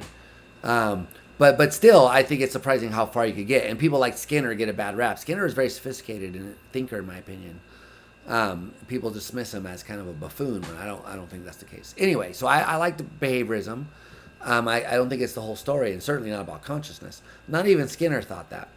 But anyway, so I think that your view that you're suggesting could be had by someone.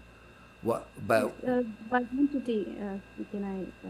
Yeah, by entity I mean not your thermostat, which does something only when it's asked to do something. When it refuses to do something and then does it at its own pace or at its own time, that's when you say that this is an entity, because it's deciding not to process the information that's given to it, and then it's deciding to process the information whenever it wants. But a plant could also be an entity, like, let's say, there are these plants which you touch the leaves and then they close in, and there is some kind of resistance towards inward flow of information. Like Kant said that we are receivers of information. We receive the object given to us and then we process it and blah blah blah. But an entity is basically something which can refuse, which can say no. We like, let's say, when I'm talking to you, my ears are open. But when I don't want to hear you, I will start speaking, right? So my ear, in its own sense, is an entity because it's propelling me to speak when it doesn't want to hear what you are saying to me. Why think it's the ear that's doing that? Because you can... As opposed to some other higher level cognitive faculty, like you're wanting to say something. Yes, but the ear, I think, is registering your words, and it's the first medium. It's the first, that's where the information from you is collected, and then, Yeah, but it's not. But why say the ear is deciding, though? Is what I was wondering. I mean, you can imagine that it's deciding. If I mean, Yeah, if you you could want treat to, it that way. I mean, yeah, that's a Dennett point that any system can be modeled as an intentional system having these kind of states. If it's useful to think of it that way, then go ahead. But I would want to know why is it useful to think about it that way. yeah, because it doesn't. I mean, it frees me from thinking that the brain is the center of everything. You know, this you cut out the senses, the brain in the vat experiment, let's say. You know, you cut out the senses, you have nothing. The brain is But why would you want to be free of the thinking that the brain is the center of it? because because we have no proof that the brain. There are people living without a substantial amount of brain in their heads, and you know. Yeah, and we don't have any proof that those persons have experience. Experience, they do have experience, but we Well, we are what's the looking for. evidence for that? I mean, yes, if the person is alive, if the person is going through, you know, there are cases of people who are living day to day life, you know, they're breathing, eating, walking entities. With no brain? With there are patients. I forget his name. There was this guy with this rod in his head. Oh, Forget his Phineas name. Gage, yeah. Yes, and he didn't even realize that he was missing a substantial amount of his brain, and yeah, also, yeah, I But don't want that's to not. be. But hold on though, because that's not relevant though, because the part of his brain that was damaged had some corresponding results in his psychology being affected. So it wasn't as though that part of the brain was just missing and it had no effect on him. It had a very tremendous effect on him. Um, so I'm not sure how that suggests. But yeah, okay, let's treat him as one of our agents, and then the other one would be a depressed person. Let's say the depressed person has a fully functional, let's say functional, not a functional mind, but that person is not aware of his mental states, Yeah. or an autistic person, let's say. I personally work with autist people, and you know they look very but it's very I mean they are healthy in many sense of the ways, but they are not able to access that those mental states that we assume they must have. A depressed person, let's say, let's not debate about autism, because Right, but I mean, maybe I'm misunderstanding, but I thought you were saying we should stop thinking of the brain as the center or the thing that's necessary for experience. yes, And I was asking why, and then you were saying, well, because there are cases of persons that have experience without brains, yes. and that's what I was asking about. So I don't see that evidence for that. I see the evidence of having damage to the brain and still having experience. But what reason is that? So in the science of this stuff, there was a long history of this, dating all the way back to the old days, where people debated whether persons with spinal cord injuries had consciousness in their toes, for example, when they said they couldn't feel their foot, but yet their toe responded when they tickled it with a feather. That's, we'd say, a reflex now. And then some people said, well, no, the toe, there's experience in the toe. It's just they can't access it. And other people said, no, there's no experience in the toe. I think now that our view is that the brain is what's required to have the experience, and that the toe is not required. And the reason we think that is because we have lots of evidence that suggests that you could be missing a toe and still experience a toe. You could be stimulated in the brain the right way and experience the toe being pained or moving in a certain way. So it seems like when the brain is activated in the right way, you experience having a toe.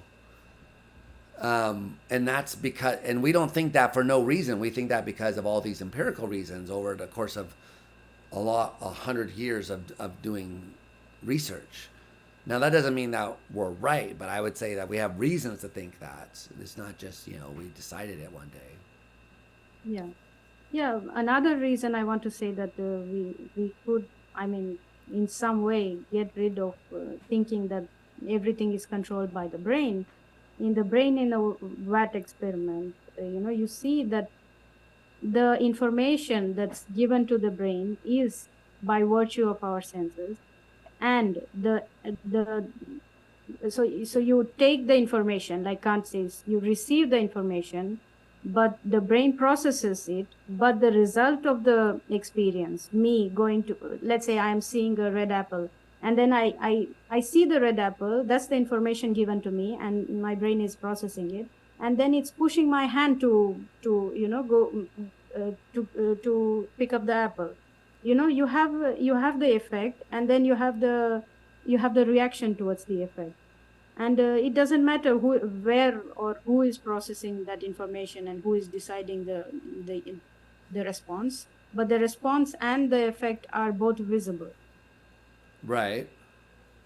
So to frame a theory of mind, don't we just need to see how the responses are correlated with the effect, the affects? Yeah, I mean, if we could have a complete theory of the mind that way, that would be great. But there's cases that suggest we can't.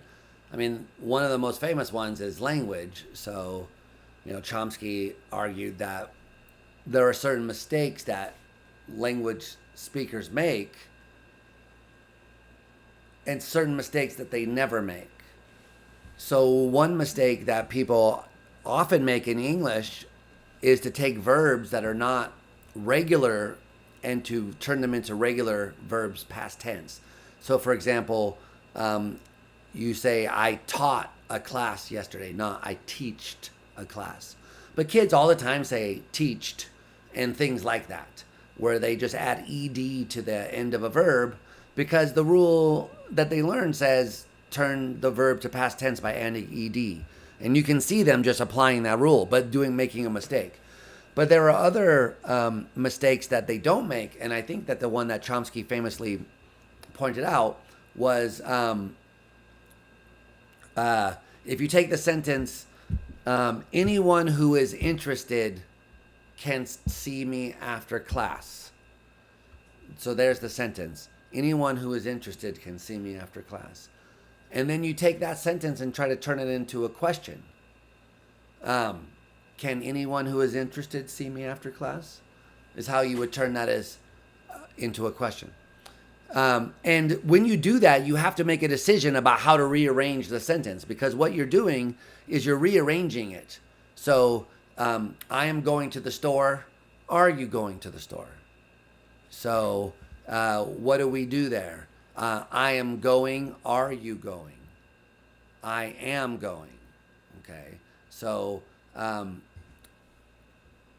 I want a lollipop. Do you want a lollipop? All right. So these transformations where you take an affirmative sentence of English and turn it into a question, kids pick this up.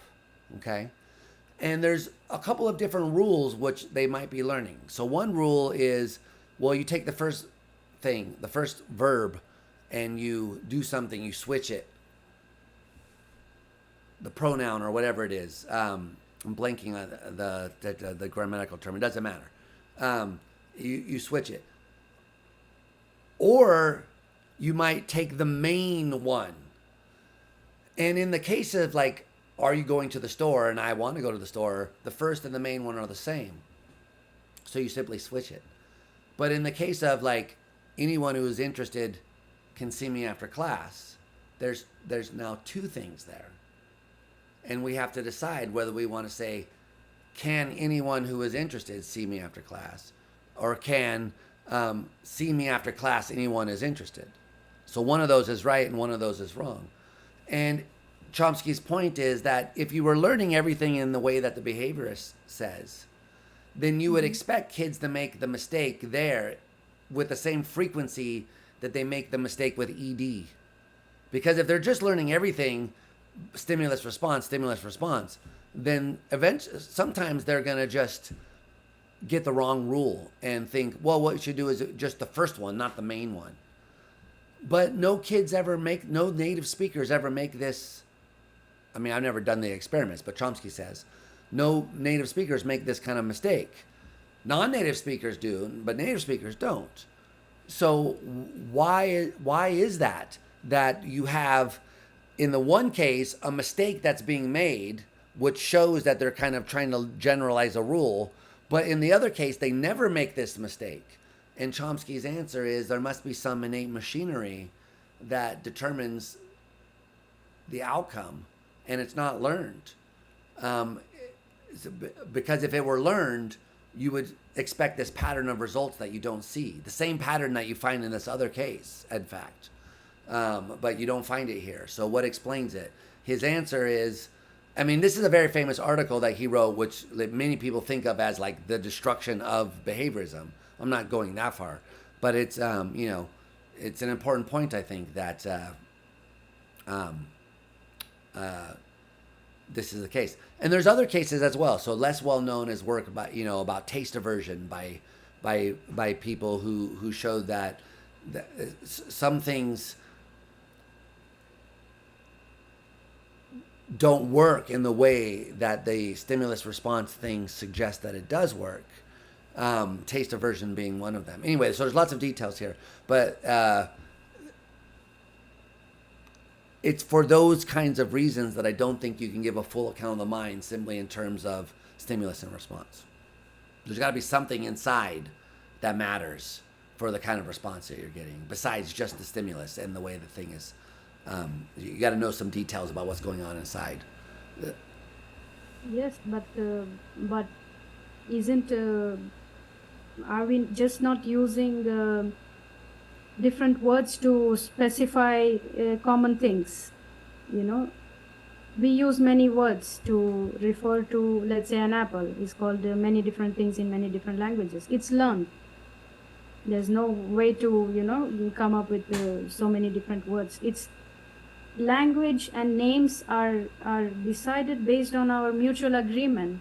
Yeah, but I'm talking about grammar, not words. Yes, but you might generalize this and say that there are specific rules which need to be learned.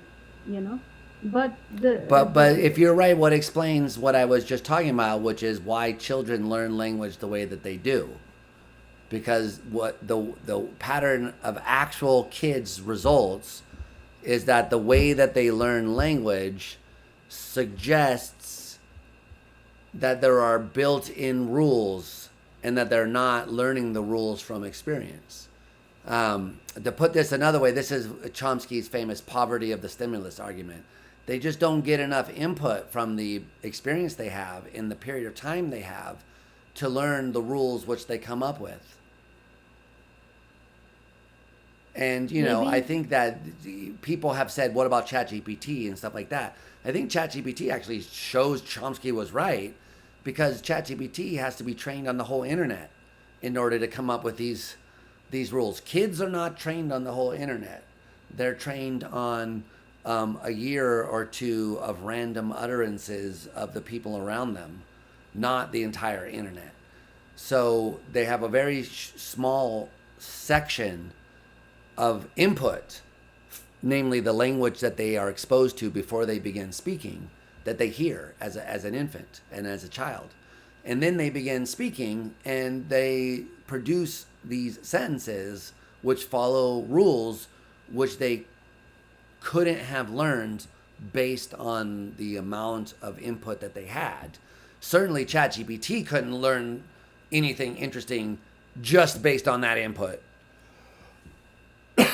that a typical child gets. I mean, so I'm not talking about words meaning. I'm talking about grammatical rules. Like, how do you learn how to take a sentence like, anyone who is interested can see me after class, and turn it into a question? How do you learn how to do that? Well, kids learn how to do it. And the way that they learn how to do it suggests that they're not experimenting, or at least that's the argument, right? There's something built in, some universal grammatical rules built in already, which goes beyond what behaviorism can deliver. Mm-hmm. But I want to point out that in this sentence there is two, it's like a collection of two questions. Anyone who is interested is one. He wants, there's a result for anyone who is interested. And then there is another one. Yeah. Are the interested ones going to be interested in meeting me after class or things like that? So the sentence itself has references to itself. Well, it doesn't reference itself, but there are two things. That's exactly the problem, because Chomsky's point is that the evidence, the exposure of language that children get is compatible with you learning two rules. One rule says, move the first one. The other rule says, move the main one. Mm-hmm. So in this sentence, there's two. So the question is, do you move the first one or the main one? So if you move the first one, that's wrong. You have to move the main one, which is the second one. So the rule is move the main one, not the first one. So how do kids learn that? That's clearly the rule they're following. But they can't have learned that rule from the evidence that they have. Or else we would find evidence that they make this kind of mistake. The way that they make mistake with ED, like saying teached or instead of taught. Or I runned to the store instead of I ran to the store, which I hear kids say all the time. But no one hears them make this other kind of mistake. So what explains that is the question. If it's not some innate machinery, some grammatical rules that are built in already. Yes, but I'm not debating the innate machinery or the processing. Oh, but that's what shows behaviorism is wrong. Because you have to, behaviorism says you could explain the entire mind without talking about anything inside the mind, like a mental state or a computation or some kind of internal state of the mind. But of course, this whole universal grammar is an internal state of the mind, which is not demonstrated. It's not stimulus response. It's something else. Yes, but I mean, a behaviorist would also have his own theory of how children grow. How do they start babbling, then use nouns, verbs, and then how does this structure of language emerge? How do they start speaking sentences? Exactly. It's emerging. It's not. Well, that was Chomsky's point, though. Is that behaviorists' theory of language learning makes a prediction that is empirically falsified. The prediction that they make is that you would expect to see certain mistakes that children should be making, like the kind of mistakes they make with these verbs. You should find a similar kind of mistake elsewhere, and you don't. So the theory of language acquisition that the behaviorists had can't be right, because it makes a prediction that is falsified.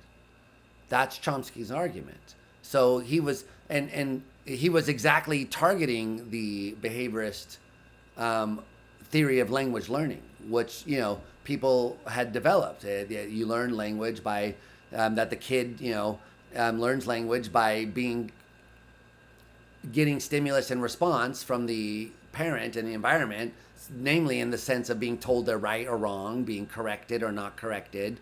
So they make a mistake and you say, oh no, that's not how you say it. Like for example, my kids always make the mistake of saying much when they mean many.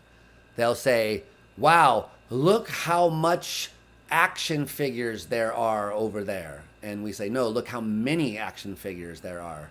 And then they go the next day and they say, wow, look how much napkins there are on the table. And we say, no, look how many napkins there are on the table. And so the behaviorists thought that's how you learn language. You learn language by by trial and error. You say something and then you get corrected. It starts with babbling and then you get smiles. You go da da, and they say, yeah, good job, good job. You say bluga, and they go, huh, what? And they go, yeah, bluga. But when you say da da, they go, yeah. So you start putting together these sounds because of the responses you're getting from the environment. Eventually, you start saying mama, dada, milk, hungry, and so forth and so on. That's the behaviorist theory of language acquisition. And Chomsky's point is that it's empirically falsified because it predicts children making mistakes they don't make. The pattern that results from the actual learning of language that children display suggests that there's some kind of internal representation of the rules of the language, the grammar, which dictates that it goes one way versus the other way, so they don't make those kind of mistakes. But in the other case, there's nothing that's inbuilt into the grammar, so therefore they do make those kind of mistakes. So that's the whole idea, is that behaviorists can't explain that. Cognitive stuff can explain it. Therefore, cognitivism is correct and behaviorism is incorrect. Yes, so he's falsifying empiricism based on cognitive, He's falsifying behaviorism, no, not empiricism. The mistake is cognitive. The mistake is in choosing the main part of the sentence. It's cognitive, not empirical. Yeah, but the mistake is one that's not made. That's the point, is that you don't make the mistake. But if behaviorism are right, you would predict that you would see people making that kind of mistake. Because, well, why wouldn't they? They're just learning, they're randomly trial and error, putting things together, getting feedback from the environment. So why wouldn't they trial and error things this way and get feedback? In fact, non-native speakers do that. They do make those kind of mistakes. It's people who don't speak English as a first language take the sentence, anyone who is interested can see me after class, and get thoroughly confused about how to turn it into a question. They really have trouble. Not everyone. It depends on how well you know English. But kids don't have trouble. They get it automatically. But why? But isn't it like saying, some kid cannot do 1 + 1 = 2. It doesn't say 1 + 1 = 2. But can we say that no? If he did not say that 1 + 1 = 2, it means that he didn't learn addition by using things around him. He didn't learn addition by way of interacting with the world around him. It's like saying if he did not. But people do make that mistake all the time, saying that 1 + 1 is 4 when they're learning how to do math. I mean, they make those kinds of mistakes left and right. I would just watch a child learn how to do long division or multiplication. My 7-year-old son's learning how to do regrouping right now, where you take 3-digit numbers and multiply them. He makes basic blunders left and right. Not because he doesn't understand that 1 + 1 = 2, but because he doesn't understand the algorithm that he's being taught for how you regroup and borrow 10 from one column and move it to the next column. And it ends up in him making these errors, which, he might not have made. So, but that's because learning addition is something that you're taught. It's not something that you know innately. You have to learn it from experience. And people have an innate number sense, and psychologists think, so that we can kind of quickly determine how many of something there are up to a certain amount. And so infants will, if you train infants to pick more, like they like a candy, like M&Ms, and if you put a pile of 3 M&Ms or 2 M&Ms and let an infant, like a 1-year-old, pick which pile they can have, they'll pick the one with 3. But if you put a pile with 9 M&Ms and a pile with 8 M&Ms, they randomly choose. Sometimes they pick 8, sometimes they pick 9. It's like they can't tell by looking that there's more in one pile than the other. But when there's only 3 versus 2, they can tell instantly there's more over there.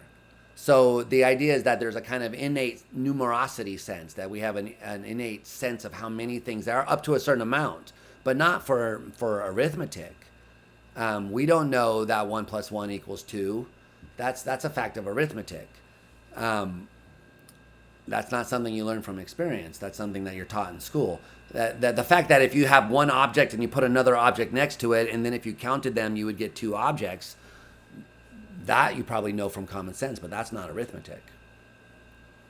That may be what arithmetic is a model of or trying to capture, but arithmetic is a mathematical theory.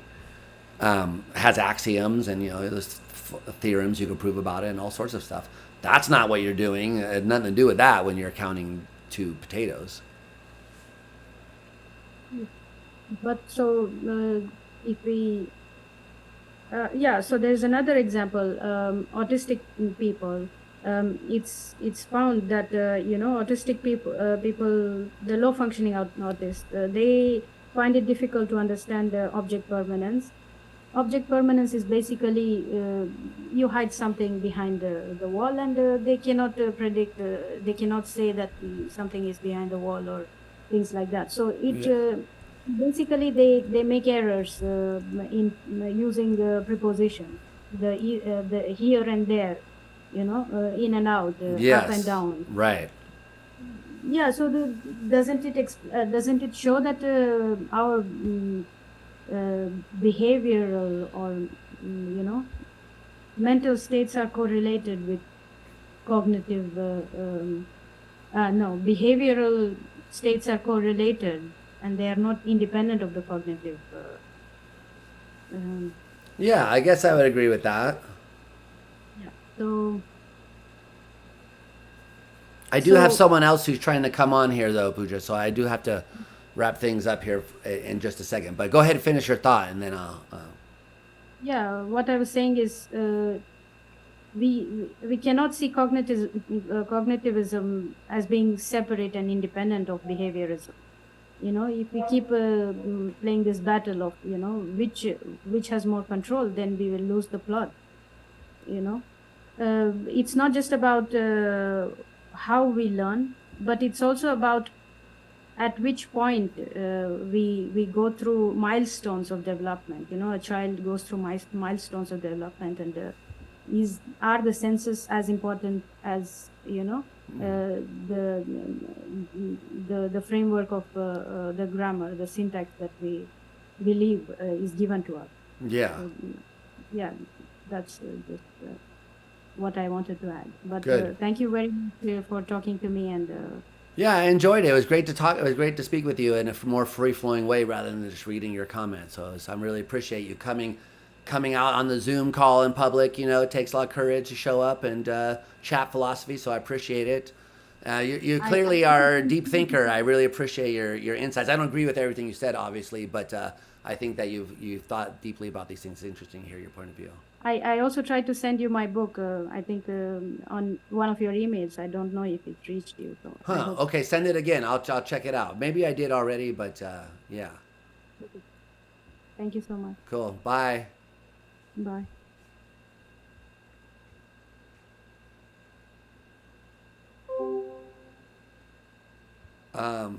All right, that was a lot of fun.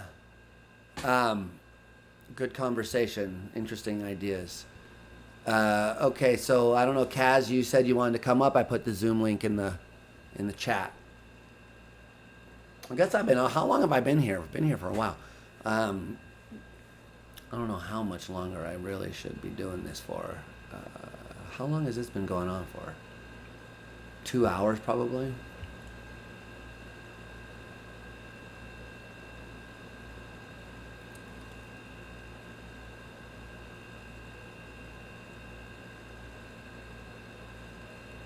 I'm ready for the random thought.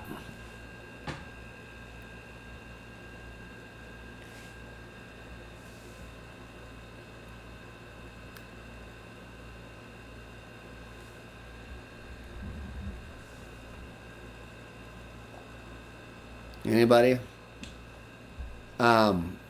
I did see some stuff back up here from a while ago. What I think about ontology of logic. Side note: your lectures on natural deduction were instructive. Oh wow, cool. Thank you for that. I appreciate that.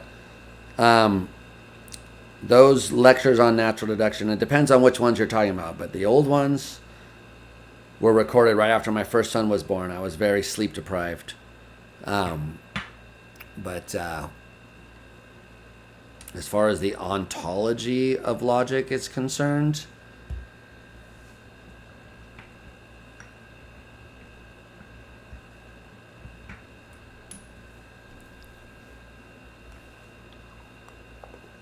I guess I'm ultimately an empiricist, like I was just saying about Pooja, who was just on. I do lean towards empiricism. I'm very skeptical of rationalism, although I find myself attracted to it, and probably in some past version of myself was a rationalist. Um, but I just think that yeah, I'm not really sure why. Like, what in reality would make it be that way? Like, what? So, no one's ever really answered that. Kant did, I think, but he didn't give a very good answer. I mean, one that's satisfying, just about us. So, I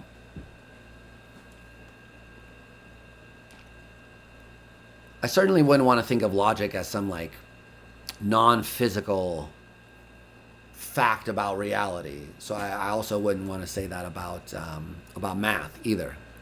Uh,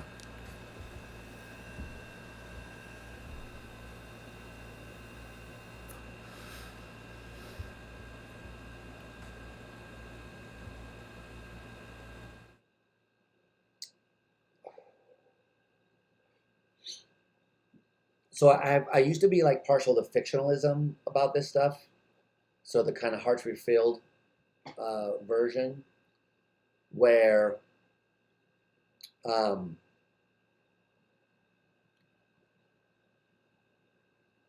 mathematical facts are false of our world, but they're true of some possible world, and that's enough for us to be able to do the stuff that we want to be able to do with math. Um, fictionalism. So I actually think you can get farther with fictionalism than you think you can.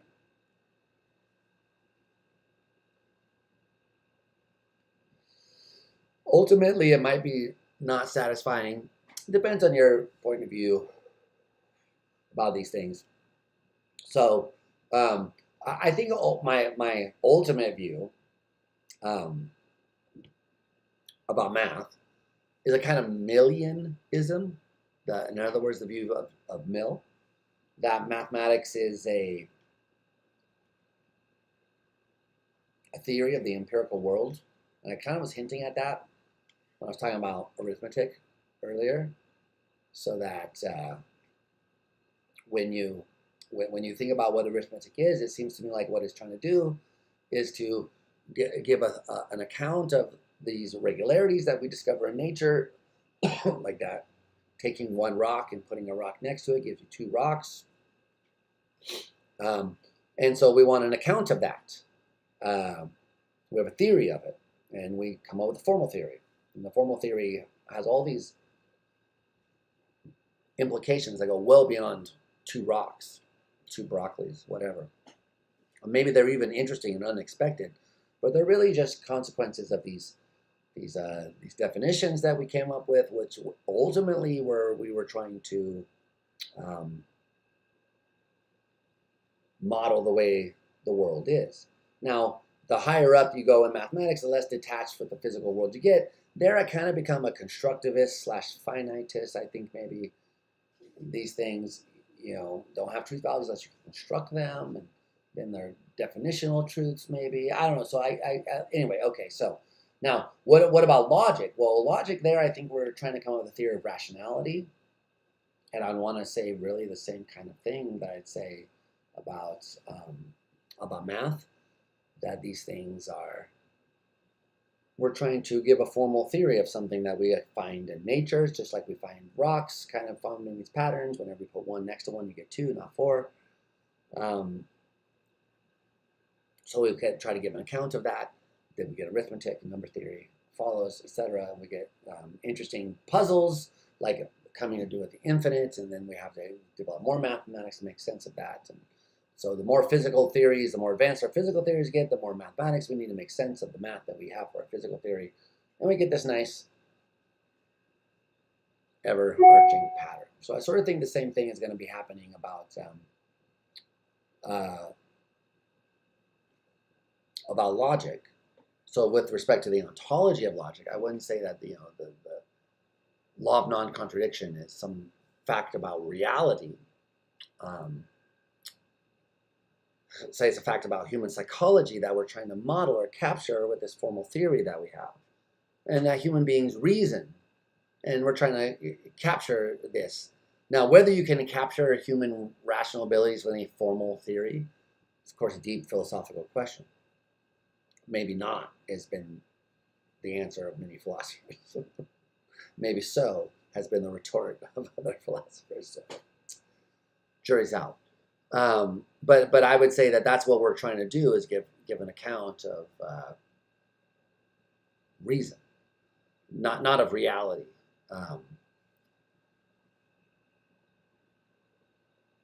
I think it's an open question whether reality is not contradictory or is contradictory. I think non-classical logic could be an account for the way people reason. It might be an account for the way reality is. I don't really think we know at this point. So yeah, my own view about ontology, I really am like at heart, I want to be a nominalist, physicalist, presentist, actualist. Nominalist, presentist, actualist, physicalism. That's the kind of view, which I don't know if you can really make it work, but the view I would like to have is that all that exists are physical things that currently exist. The future is not real. The past doesn't exist. Only the present exists. And that the only things which are possible are somehow related to the things which are actual. And the things which are actual are the things which presently are physical. Now that would be chef's kiss kind of view. There's lots of problems with that. Of course, everyone has their favorite objections to every part of that.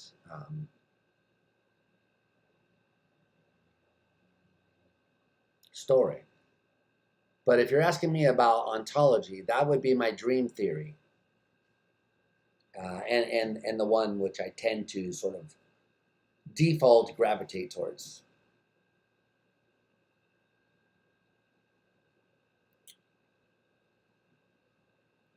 Okay, all right, so anybody else? I don't know, we've been going for a while. It's been very interesting, lots of fun. But since we've been going for a while, maybe it's good time to wrap it up, unless there's someone out there who wants to jump on the Zoom, which is still there, right there, the link to it, or just pop up in the chat. By the way, what was reflective journey talking about? That's very metaphorical usage of what? How to get quality out of quantity. I don't know. How to get quality out of other qualities is just as mysterious, was, I guess, my point. Was this back when we were talking about the hard problem? Is that what you're talking about, reflective journey?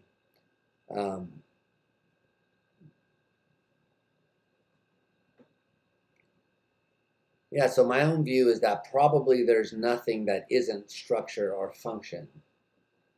I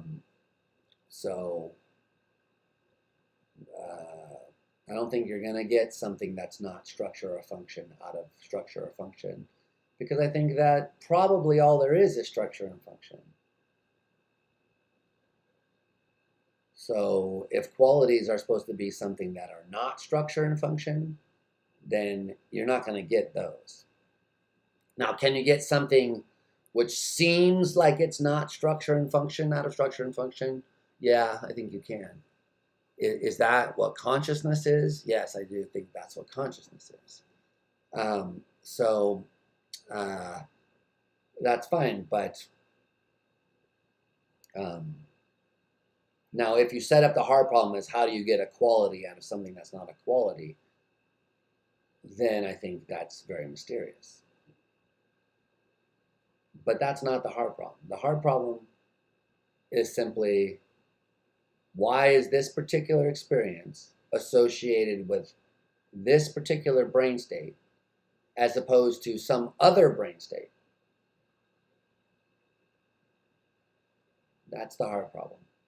Why is this brain state associated with that experience as opposed to some other experience or no experience at all? So why is this experience associated with that brain state as opposed to some other brain state or no brain state at all?